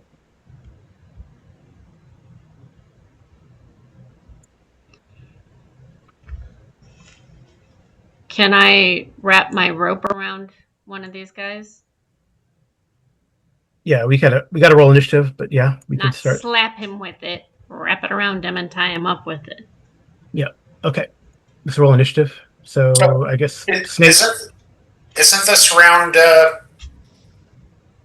thought this was round 2 because the first one was surprise. Yeah. Then they turned him, and I broke the turn, and then they fought. So this is 3, isn't it? This is round 3 now. Yeah, it's round 3. Okay. All right. So Snake can roll initiative. I got a 4. All right. So I guess we all go simultaneously with this one. And I guess Royden could intercept this one here if he wanted to, because it could right towards the militia. I think that's the best idea. They're much less. It's much less likely to hit me versus our militiamen. Yeah. So, can I run up and tie him? Which one? This one or this one? The one that's fighting on Veer. I don't. Yeah, you could. I'm not as close to this one, but this one. Because if I tie him with that rope, I'm hoping that makes it easier for Zorak and Veer to hit him. All right, 16. I can see 16 is 16's a hit on that one. Excellent. Not so excellent. Not so excellent. Okay. Let me see how that. I'll just describe. See if there's like a saving throw for that rope or what it does. Well, he's tied up, so he doesn't. I know, but there might be. How close are you now? She was up with you guys after 2 rounds. Yeah. I tied You up. said okay. No, I'm glad she's there. It's As a 60 note, feet of rope. I hope it's only tying up his legs or something. I'll be very sad if it goes around his body and we end up cutting up our own rope in the process. Well, no, I mean, I'm assuming this is what I would have done, is tied it around either his neck or his legs or his waist or something so that he You can't. can tie around his legs, yeah. I just don't want him being able to get to his weapon and strike at them. So maybe more along the lines of his waist. Kind of tying his arms to his side. I just don't want him able to attack you guys.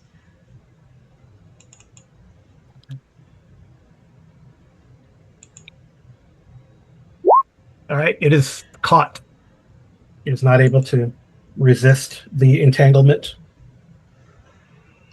And if I'm not wrong, can't I ask my rope to hold it, and I can shoot at the other one on my next turn? Yeah, your rope is just going to attach to somewhere, like anchor itself somewhere. Yeah, so feel free to fight at it, guys. All right. Okay. Thank you. You're welcome. Yeah, I mean, so it should give you guys him, will get a. should give him disadvantage, right? Yeah, it'll lower its AC. Okay. So you guys can attack it. Well, I guess it's all simultaneously with you guys. It can still attack you guys, but Veer and Zorik can attack. Okay, this is my 2 attack round. Yep.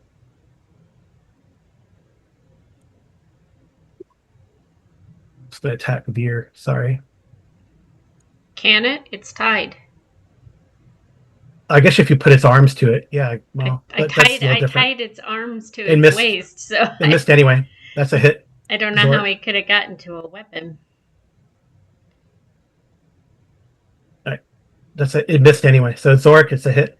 7. Presumably, you'd give it a roll to see if it could break free. Well, it's a saving throw to see if it's entangled or not. So even though I can't do any damage, I'll do my one swing for the video. Yeah, it's So- a miss. Just out of curiosity, if we disarm them, do they drop a weapon, or does it just go away? Well, it's like when you. So now that you can see them, and now that they've attacked, you can see what they truly are. They don't have weapons. They're attacking with claws. That was part of their illusion, Oh, okay. or whatever. So I will yell out to the militiamen to light torches, because I assume fire. Fire probably still hurts him.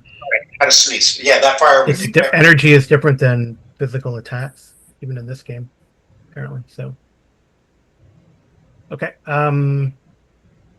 I guess the one on Roden is going to attack him back.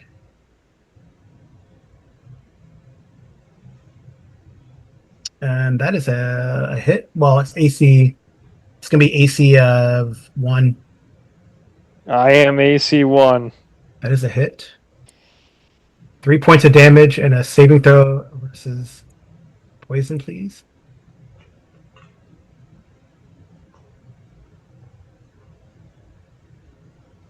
Here we are.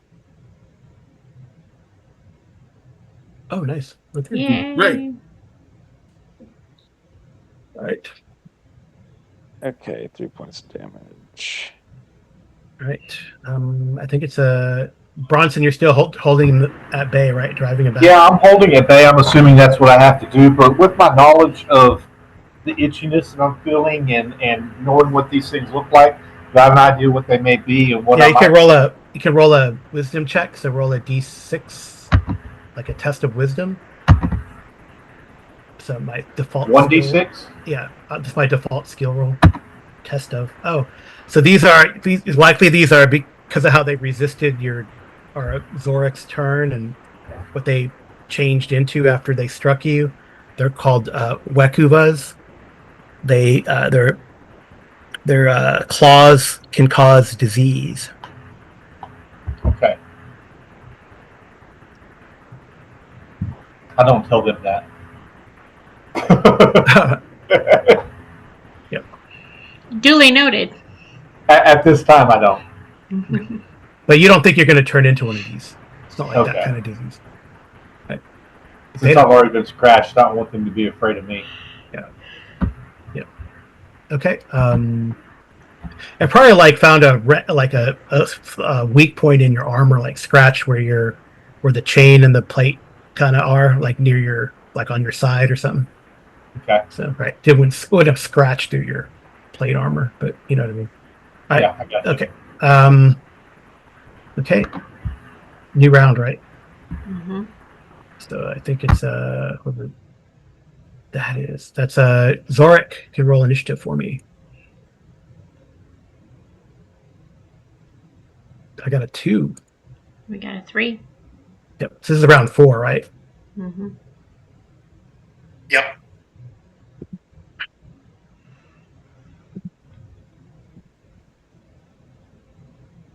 Okay. All right. So you guys go. You can pull on it. You can try to trip it if you want to pull it to the ground. Or Wow. Lydia. I'll see if Zora can finish it off. Okay. I can't damage it. Nope. Well, what I wanted to do, since I would get 2 shots, is use that oil-soaked arrow and shoot it at this one. Because I think you guys have this one, right? Nope. Roll it. Where do you move your throw? Meanwhile, not only do I, miss, but I get a critical miss. Yeah, so roll a d12. Oh boy. Ooh. Wrong character. All right. Oh. That's something. I guess I won't be moving. So I think your weapon goes flying. Roll another d6. If I light this creature on fire, does it burn my magical rope? It might. Then I don't want to do that. 4, 1, 2. It flies this way, Gordon. Oh, great! Towards the rest of them. Yeah. All right. Okay. Yeah. Yeah. Was that your magical sword? Yes. So the militiamen will move forward, and each of them will swing at this guy with their torch, because they spent last round lighting a torch. Okay.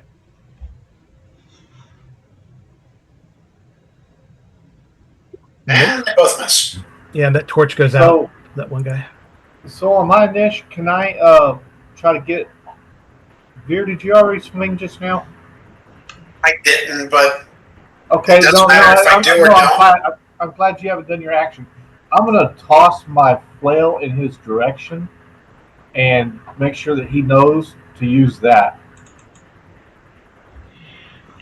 This is just strictly a question for the rest of the players. If I cast the web on the 4 that are all together running away, will it entangle them and they have to stay? Possibly, yes. But it would likely break the spell. Not Yeah, really. but they'll be prone. They'll be held But how long does that last? a while. Okay. Because aren't we coming up to the end of your spell? He doesn't know. I mean, it'll be they'll stop resisting, but he can try again. Like it said. So how close did the flail he threw to me land, and can I retrieve it this round? Yeah, you can retrieve it this round. All right, so I presume that's my action, is retrieving it, and I can't attack this round. Yeah, that's fine. Okay. Well, you threw your weapon last round, right? Or this round. No, I just drew my weapon the first round. Because I attacked. Remember, I broke the spell. Oh, Veer, that's right. Okay. But Bronson threw me his magical flail to use. Oh, right. You could probably pick it up and attack once. I'm fine with that. All right, now I don't have a flail on my thing, so I'm just going to use my my dagger as far as to roll it with. And I guess I subtract 2 because I am not proficient with the flail. but it's held, so It's Oh, definitely so it cancels out. Either way, I only got a. yeah, you missed. So. You would just subtract 1 because it's a +1 flail. You have a -2, but you have the +1, so it'd be a -1. He rolled a 3 though. Yeah, no, I got you, but I'm just Yeah. saying, just subtract 1, not -2. Yeah, you could definitely get so like a web is Because how close do I have to be to them to cast it? Because they're further away. Half inch per level.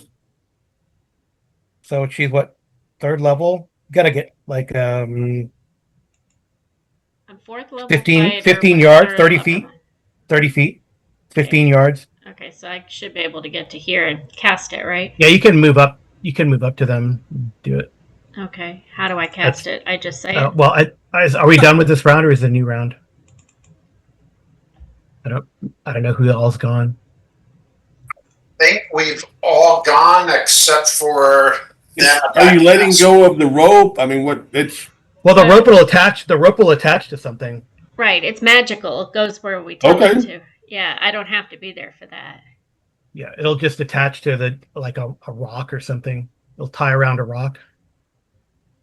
So, plenty of rocks on the beach. All right.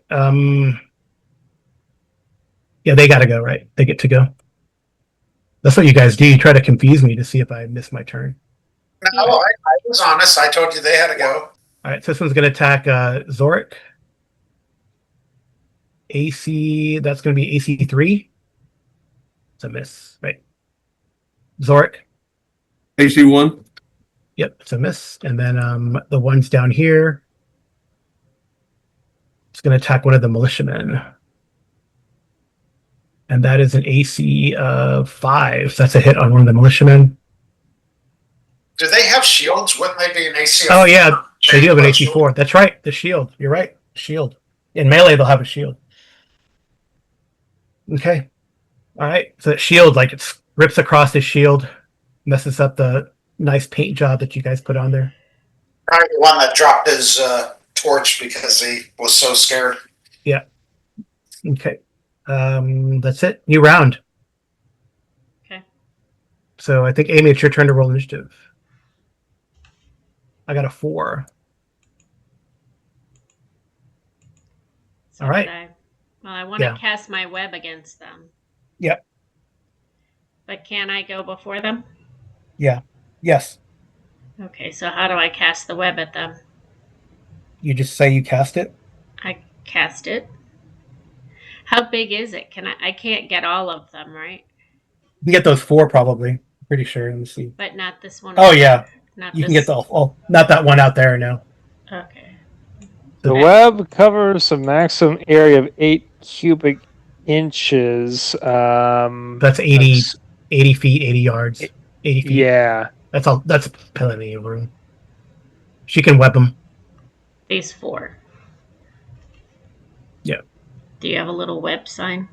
No, I don't, but I'll just She can actually direct the length and width of it. So it can cover a maximum area of 8 cubic inches, but you can decide how high, how wide, how deep it is.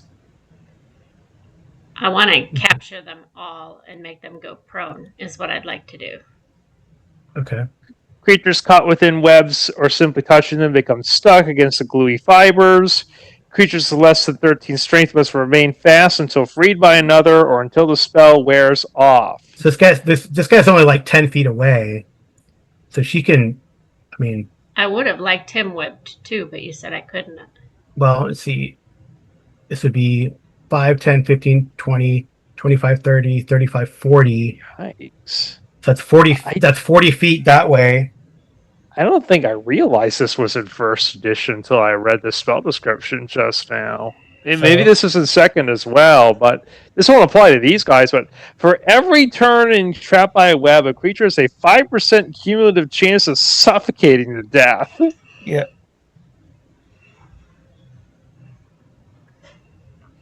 All right. And it lasts for 2 turns. It lasts for an hour. So can I get that? Yeah. Can I get that 5th one too, or no? Well, it's 80 It's 8 cubic inches, so that's has to be at least 10 feet thick, so that's fine. A mass of 4 feet high. They do get a saving throw.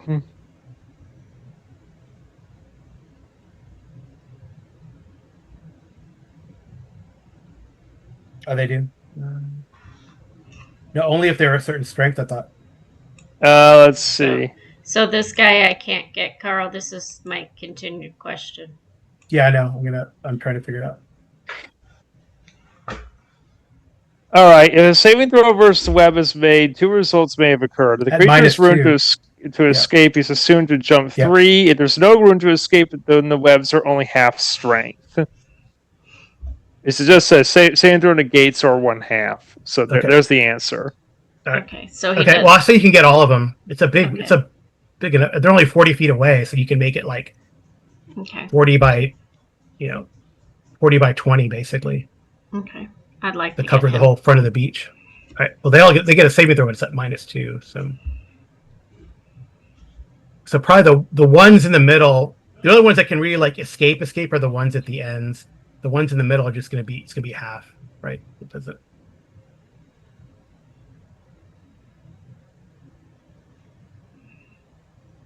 And then this will be useful for our tactics here. All right. Well, they're all trapped. Any fire will set the webs alight and burn them away in a single round, so that will destroy the web. All creatures within the webs will take 2 to 8 hit points of damage from the flames. Those freed from the strands will not be harmed. So presumably that's if they were able to. Yeah, but it'll burn the web off. They'll burn the web off, so I would probably recommend we don't set it on fire here, because immobilizing them is the real point. Yeah. Yeah, they all failed, by the way. You can see. Wow. So what about flaming arrows? Would that burn the web too? Probably it'll set. Yes. Yeah, it's flammable. Any fire, torch, Okay. flaming oil, flaming sword, etc. Yeah. Okay. but your This magical, one's really caught. Yeah, your magical weapon should still affect them, right? They just Yeah, can't. just stab. They just can't fight back because they're stuck. But on the Yeah, but you other have to hand, get in the web to do that. on the other hand, once we take care of these two, setting that web on fire will do a lot of damage, and then you can attempt to turn them again while we whittle down the survivors. Right. That's true. Yeah, because we can't go inside the web because then you're caught in the web. Well, you have to make a saving throw. Well, one other thought I had is that we could throw a couple oil pots in there too and create just a raging inferno Raging and see if we inferno, can yeah. roast them. Yeah, just Yeah. spray them. Yeah. Spray them with the oil. Let's take care of these two first, I think. Right. Yeah. Of course. Yeah. So go ahead and attack this one. Sorry, I can't Zora do much hit. more than that, but That was good. it's the closest I have to magical stuff. Oh. So. Web is a Web's very really good. powerful spell. And they can suffocate too, right? Shit. I didn't realize that until I read the spell description just Like now. a live creature can suffocate. You're 11 right. It's damage. not gonna apply to these. Now, mind you, that's for every full turn. So 6 turns. The 30% Yeah. chance. it would take it. Well, a turn is 10 minutes. 10 rounds. So, but a 5% cumulative chance, which means it's okay if you got a really long combat, give enough time, this thing will actually kill living creatures that are standing in Yeah. it. So you destroy this one. Yay, one's down. In that case, I'll move up in between Greyhawk and the militiamen, and I'll swing the flail at this guy. Do I still get my second attack? No. Oh, what the heck am I doing instead of using my thing? Anyway, Roll it. yeah. Roll a d6. Yeah, that should have been A on. d12. A the d12. other thing. Oh, I rolled All right, a nothing D6. weird. Sorry. No, that was a D6 because I listened to the first. 7's fine. Yeah, it's only like 9 and above for fighters. It's something weird. All Do, right. do we have to light these guys on fire once No, we that's he unalive destroyed them. them? They No. just go away? Yeah, well, So- it deteriorates really quickly. So the one militiaman is relighting his torch, but the Yeah. other one will swing his torch at him. That's a miss. All right, it's up to you, Riordan. Rodney, you Oh, have to you go don't have your sword. recover. You have to go recover your sword. Yeah, so can I just wheel around them without taking the attack of opportunity right now? Or... Yeah, you can just move around him. And All right, then I'm going to do that. Grab the sword and take my swing. okay. 12. That is a miss, I think. Yeah, that's a miss. Okay. But my rope came back to me, or is my rope just sitting there? It's up. You have to call it back. Can I ask it to go tie this one that Veer and Roden are fighting with? I wonder if you have to touch it. I think you might have to interact with it, but Zorik can grab the rope and do that next round or whatever. But you might go up and charge it or something. All right. Well, they're still turned, right? So, Bronson, if you wanted to start moving up, or I guess I'm assuming you guys are marching him down, right? Marching him down the beach. Why? Huh? Why? Because you don't want him to just run into the storm and you lose track of him. You want to destroy him, right? So Right. So I don't have my weapons, so I won't really advance upon them. I'll go look at the body of the one that dropped, see if it left anything behind, see if it. okay. Yeah, I don't lose. But we have them all in the web. Yeah. Right. So I don't have a weapon. No. He was saying that we were marching them down, but we're not. We have them held. Well, now we do, but before okay. we didn't. Oh, okay. Because Kurz could grab my magical rope and go tie him up for Roden and Veer, right? Mm-hmm. Yeah. I'll encourage him to be brave and go do that. Yep. All right.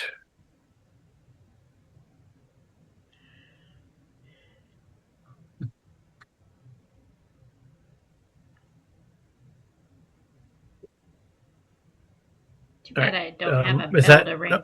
Huh? I think only that one can attack, right? Do these creatures have between?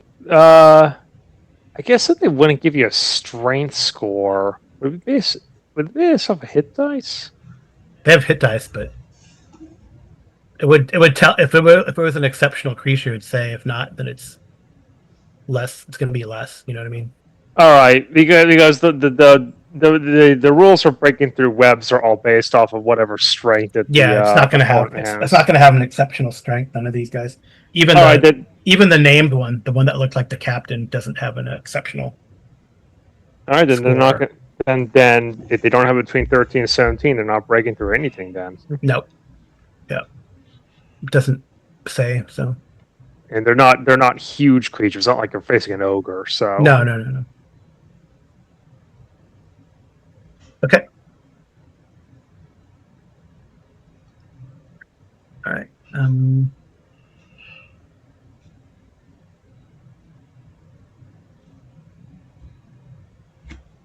They're not even cute. No. All right. I think this one is to attack, right? So I'm gonna make just attacking randomly. Yes, I think it's your dish. Yeah. There's 4 people around it. It goes after one of the militia guys. That is a hit. It's AC 2. So militia takes 4 points of damage. And someone could roll a saving throw. Yeah. Oh, he's good. Nice. Thank goodness. Yep. You did a good job training them. Yeah. He's injured though, so he's not happy. He'll probably have to fall back, I'm sure, or withdraw next time. See the same one that broke the string? I don't know. You're over number 2. No, your first militia guy is probably. Yeah. He's having a bad day. Okay, new round. Wolsey, your turn to roll initiative. I got a 4. Okay, we get to go again. Yep, nice. Maybe you guys can finish it off. Well, I'd like to run over and touch my rope and have it go tie this other creature up that they're fighting. Okay. See if it, none of these guys. Same thing Nope. at his Yeah. waist, and so he can't get his claws out. Right. So this guy's also. Look, there's a little web thing there. It's funny. I could put like little webs on these guys. All right. So you can lop this thing's head off finally. No. Well, it's it'll be AC 12 now, or be a 12 effective, or well, it's less AC now, but still a miss, unfortunately. Okay. Yeah, still a miss. Yeah. That is a hit, Zork. Wow, you clerics, man. The clerics have come to play today. That's gone. He's just saving it up. He's saving it up. And I'll go grab my rope back then. Mm-hmm. All right. So how do we destroy these? I think they're going to be destroyed. So if the clerics are ready to turn, I'll have the militiamen throw the torch onto the webbing, and we'll see how much damage they take from burning. With the oil as well. Well, right? You throw some oil on there too. Yeah. And before we do that, I want to heal. Do one of the militiamen get hurt? I'll go ahead and bind his wounds and then heal him if needed. Yeah, you guys got a lot of time to do this. Got plenty of time. They're not going anywhere. Yeah, go ahead. Yeah, they're not going in for a while. Well, of course, they start right like after another minute or so, they start like viciously trying to get out of there, but they just get themselves more gummied up in the web. Well, cursing at you. Do we want to march them down here to where they were going and light that whole thing on fire too, if we think that's a spawning point? Well, we can't because they can't move. They're webbed. They're webbed, yeah. So they're stuck. But we can throw some oil and then light it and possibly turn the survivors, or if there's just one or two still alive, we'll take them out one by one. Okay. Yep. I'll get my short bow ready. All right. At least I feel like I finally used a spell that did something. Oh, that web was wonderful. So. Yeah, they all failed their saving throw. It was great. Yeah, I don't think I've made a save at all on those guys, or the entangle, or the rope, or the other thing. Which is good in my book. Yep. So can we throw oil on them and light them on fire then? Yeah. So do like is it 2d8, 2d4, and 2d6? As it kind of goes kaboom. I'll do the 2d4. Somebody want to do the 2d6? Turn them into baddie bombs there. 2 to 8 points of damage. Yep. All right. Somebody do the 2d6? Sure. That's 1. Yeah, but one more. So 5. So 10 altogether. 10 altogether. All right. This one's destroyed. Yay. And these other ones are pretty messed up.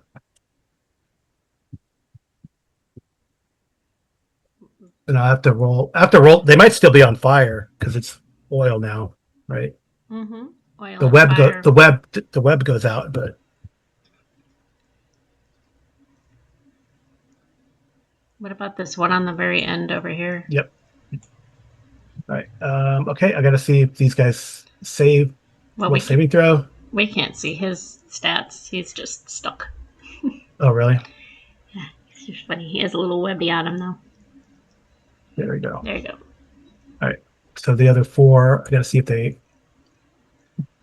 stop, drop, and roll. This one burns up. All right. The other ones are, yeah, okay. I taunt them too. You what? He's taunting. I start taunting them. Okay. All right. So you're probably up here, I'm assuming, to get ready to turn them. Okay. Yeah. Go ahead and roll. Well, you're ready to turn them, right? So yeah, go ahead and roll your turn.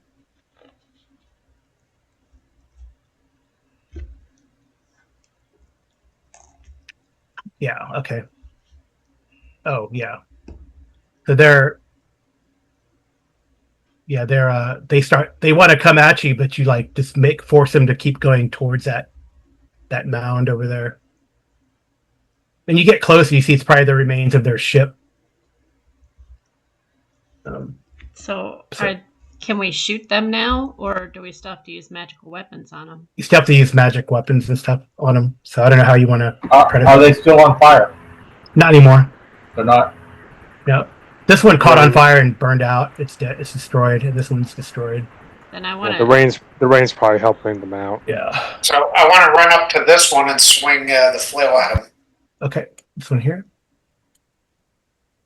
Yep. That one. Yep. Go for it. Nope. Damn, can't hit. Do I get 2 attacks? Is this favored round? You don't get it with the flail. Oh, yep. Not until wait, you're fifth. No, not till 6th level do you get that with every weapon. 7th. Oh, 7th. I think it's 7th. Okay. Yeah, it's 7. That's 7 and 12. This isn't a specialized weapon. Yep. Yep. All right, let me see if I can take out the long sword. Then I'm just going to move up because I don't want to take the AC penalty from charging. Another +2 to hit would be nice. Yeah. Oh, 14. That's a hit. They're still they're prone still, so it's destroyed. Or you're forcing by crawling away, Bronson. Right, they're crawling away. Can I tell my rope to go tie this one up? Yeah, I'll do that. We'll do that too. All right. Go ahead. I don't have a magic weapon, but I can at least hold him. Yeah, Zork. You try to attack. I had 1 attack last round. Do I get 2 on this one, or just 1 since I'm engaging a new ally or a new enemy? Yeah, it's a new enemy. So one attack. 1 attack. Okay, that's why I'm just making sure. I mean, it's a new combat in a way, right? So this. Okay. Anyone else? Call for the 2 militiamen to move over by Bronson on each side of him and protect them with their lit torches since he's weaponless. And I'm going to see if this guy is held or not. He is held. This guy's entangled. I'm assuming if I shoot an arrow at him, it's not going to affect him, right? Yeah, you need magic arrows. Yeah. But it'll break the turn, so I would just wait till we take out this other guy first. Right. I mean, I just have him held with my rope right now. Yeah. Okay. Yeah, the rope snakes around and kind of holds him tight. All right, so this guy here is going to attack back.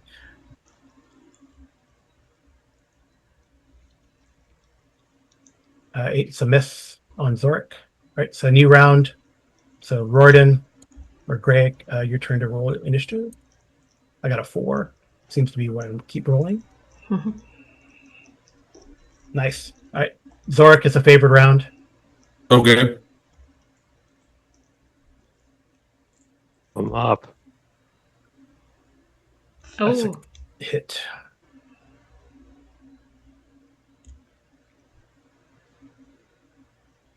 So miss. The first one's a hit though. Yeah, it's destroyed. Right. Whoever wants to attack this guy, move up. Just move down the line. I'll go for it. I don't have a magic weapon, so I'm just I'm just there with my rope and webs. That's what I'm doing. Yeah. I'm just holding people today. Yeah, this is kind of. So yeah, my accuracy is definitely leaving something to be desired this session. Yeah, it's okay. Because you're not using your bow.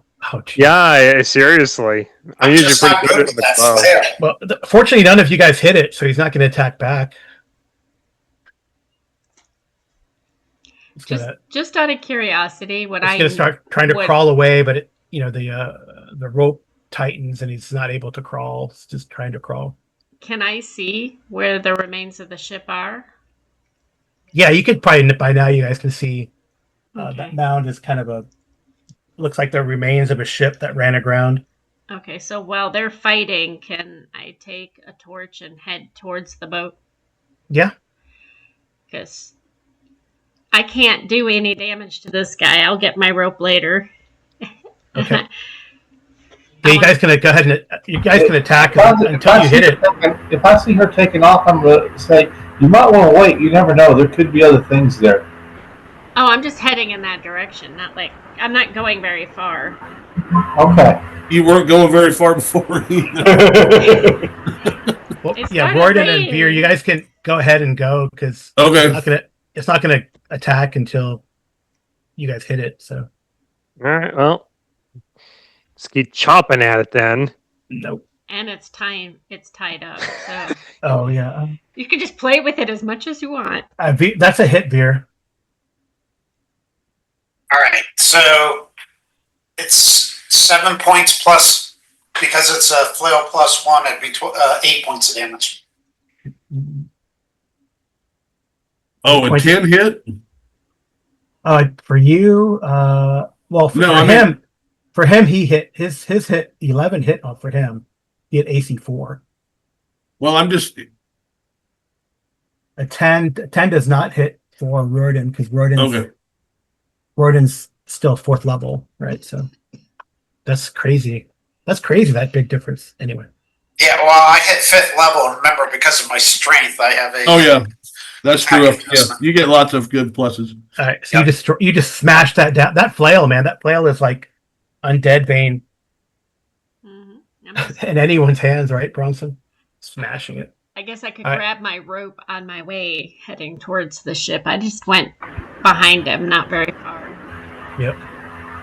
So I'm gonna hand Bronson back his flail and thank him, and then retrieve my broadsword. Okay.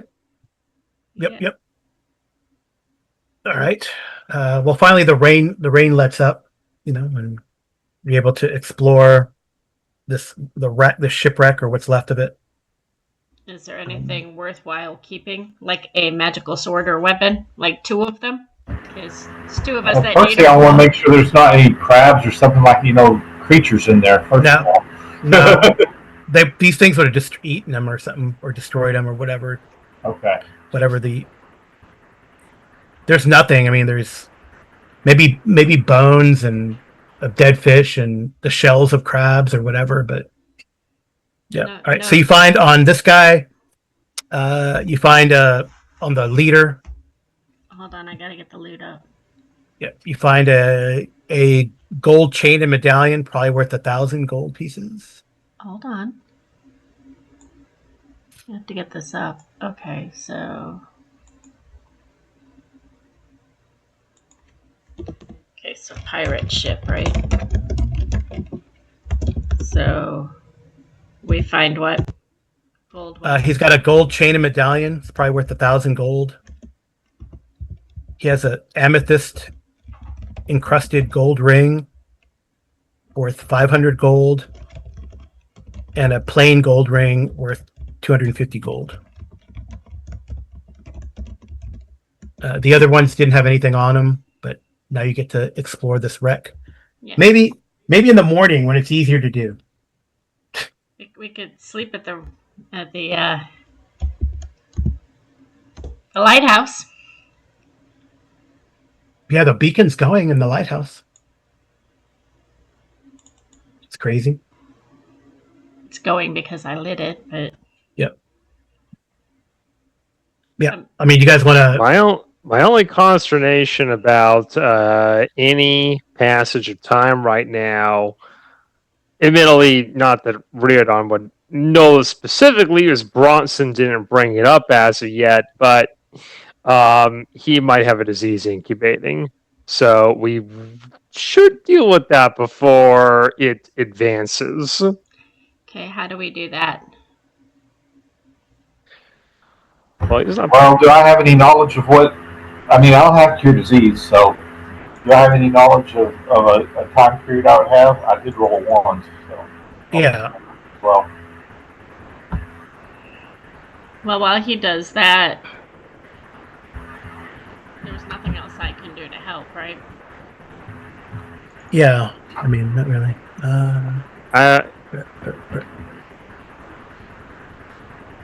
The only thing I can think of is in the absence of cure disease, and we don't have any cure disease potions or magic items, do we? I don't think so. We've got stuff. I'm looking at the loot Okay, of I what couldn't quite we've- remember. of what we would have taken the with. the clerics have cure poison and disease wounds. They got an ointment of that. They've got vials. We're going to take care. We just need. To You have that Kiadam's ointment. Okay, Yes. then we do have cure disease on us. Great. I couldn't quite remember. Yeah. Okay, who I would know who has that. Do you have that? Who actually has that with them? Well, you and I both have 4 vials each of the cure fungal infections, if that's what it is. But then I also have a jar of ointment that has 5 applications that cures poison, disease, and wounds. Right. Yeah. So would I know if one of those potions, first of all, would I know if that would help? The potion probably would not help. Okay, then I will go over and see about getting 1 application of the Keaton's ointment. Yeah, so 1 application will cure poison, disease, or wounds. So it would probably would that give him hit points back? Also, if not, I can take care of that. But let's see. Yeah. Let's see how. Yeah, if we've got a lull, he can easily cast Cure Light Wounds on himself. Curing the disease is the bigger problem because, well, we probably could. Well, hopefully, if there's a higher level cleric in town, which presumably there is, given how they were able to train us. But that might come at a significant price, depending.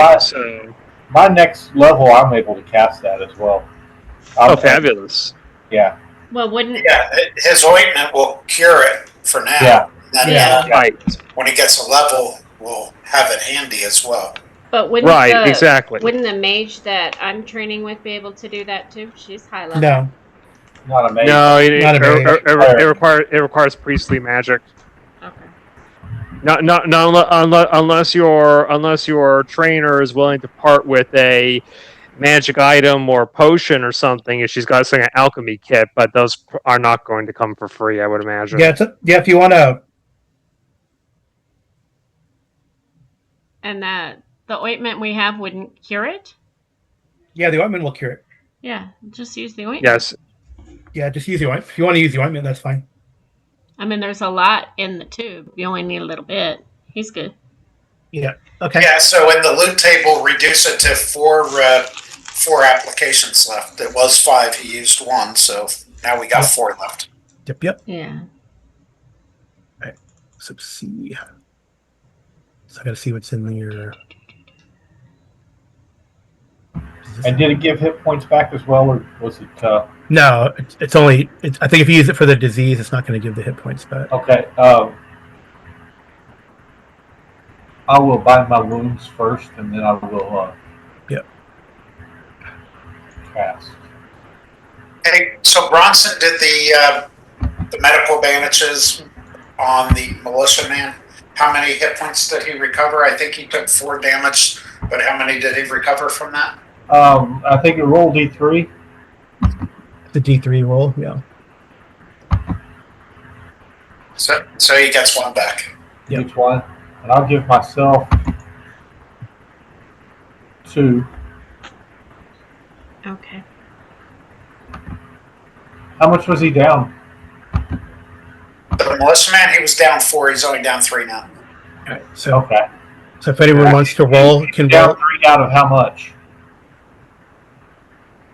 He's a fighter first level, so I'm assuming he has 10 hit points. I guess they get no constitution bonus. Is that about right, Carl? No, they have less than that. Well, we have all of those potions. Oh, you wouldn't want to use potion. Yeah, we're not going to use potion when I can cast a spell. Okay. Potions are limited. Oh, they have like 11 hit points. Wow. Okay. Okay, so he's at 8 of 11 then. Their sheets, Carl, say they're actually fighter too. So I assume really? it's non-air. You're the one who put those together, I believe. So I assume it's non-air on your part. Maybe they went up. Oh, they did go up a level. Yeah, they must have gone to the second level after they fought those trolls. Yep. Yeah, they did. That's why I said they have 11 hit points, but they're actually veterans. Yeah, they're second level. That's good. Okay, 11 hit points. That's good. Good. They rolled poorly though. 11 hit points. Well, they had 6 to begin with, so you know. Yeah, he didn't invoke the rule. Well, the rules aren't fabulous, but Carl did not get the max hit points No. at first level. Yeah, they're not going to be like superpowered like you guys. Come on. Yeah, but still, 11 hit points is good on them. Yep. Okay. All right. Someone. myself up. So maybe, Amy, you can roll a 6d100. 6d100s. Mm-hmm.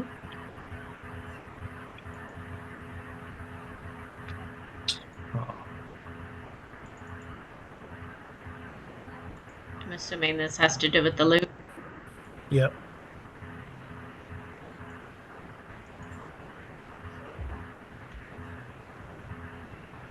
And he just wanted us to deal with it. We're not giving him any of this. Mum's the word when we get back about anything we found. Okay. So I need someone else needs to roll another 3d100.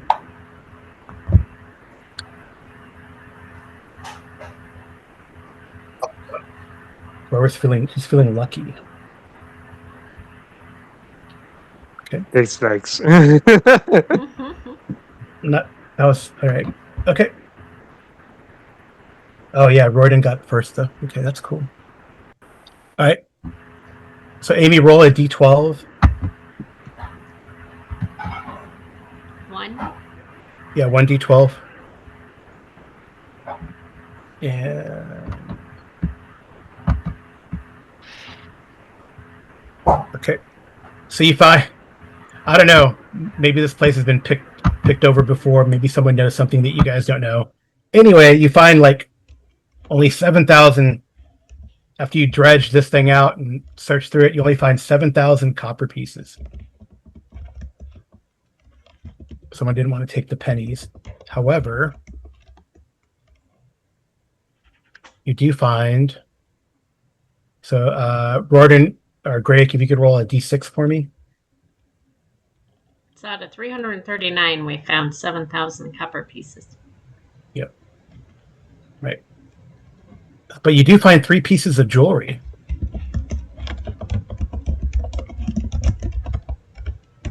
Tucked in among. Okay, what are they? So, well, I will take Snake's rolls there for the percentile dice. You find a wrought gold torque. A what? A wrought gold. So WROUGHT gold torque. What's a torque? You know, like something you put around your neck, like a Celtic torque type of thing. Okay. So roll a. How much is that worth? Ooh, that's pretty good. 1,200 gold. Okay. And then.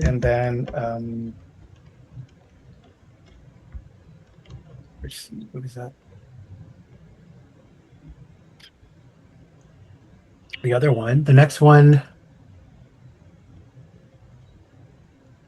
You find like a scepter. Okay. Platinum with gems. Okay. This one's probably worth a lot. Hopefully.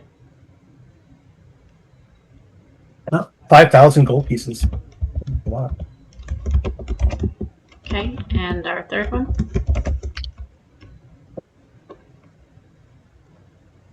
It's a crown of gold with gems. Okay. Worth 6,000 gold pieces. I think I would look amazing with the crown on. Does anyone have any like history or whatever?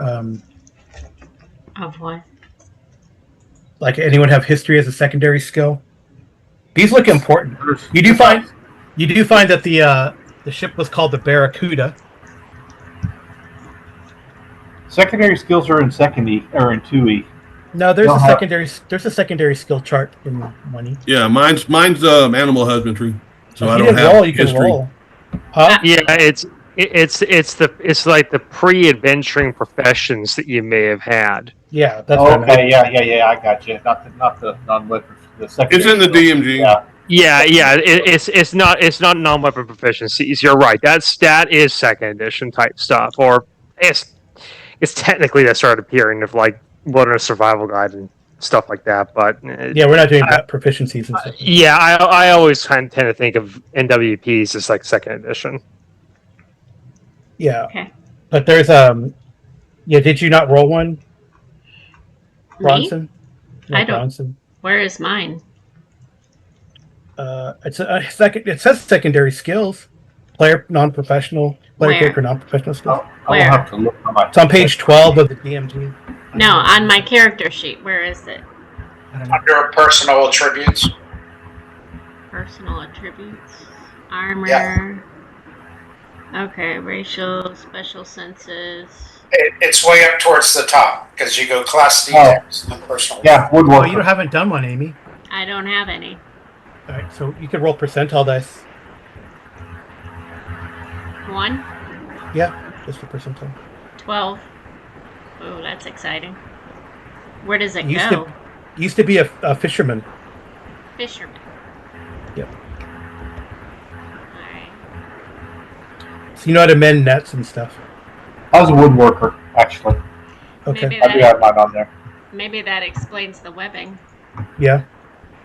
You're good at setting up webs. All right. Yeah, and then I remember that Riordan, I rolled the strength character creation. I, of course, got no skills of measurable worth. Aw. So, apparently fighting's all I ever learned to do. Well, you're only 19. You have plenty of time. I mine know, is, that's a good Forrester. explanation. Okay. Well, let's quickly do XP. If people need to leave, they can leave. But or we could do XP offline. But It's probably best to do XP offline. okay. So we can But tell we our- solved the mystery of the lighthouse most Oh, most yeah. likely. They At should least for another year. definitely hit that thumbs up button if they would have done it the same way, right? We'll see. I like to Okay. think we acquitted ourselves pretty well against enemies think with you our did. magic weapons to hit. Yeah, that's true. That's true. Exactly. Alrighty. Well, thank you for running, Carl. Well, thank you all for playing. I hope you guys have enjoyed our foray into AD&D First Edition. Everyone says it's a complex game, but I don't think so. So, hey, Carl, are we able to go up to the lighthouse and secret doors, concealed doors? Yeah, you don't find any. Is There's, anything of value? Okay. there's nothing in there. Yeah, it's pretty empty. It's pretty empty. Yep. Well, do you want to say our phrase? No, we don't need to say it. Good night and good rolling. All right, I stopped.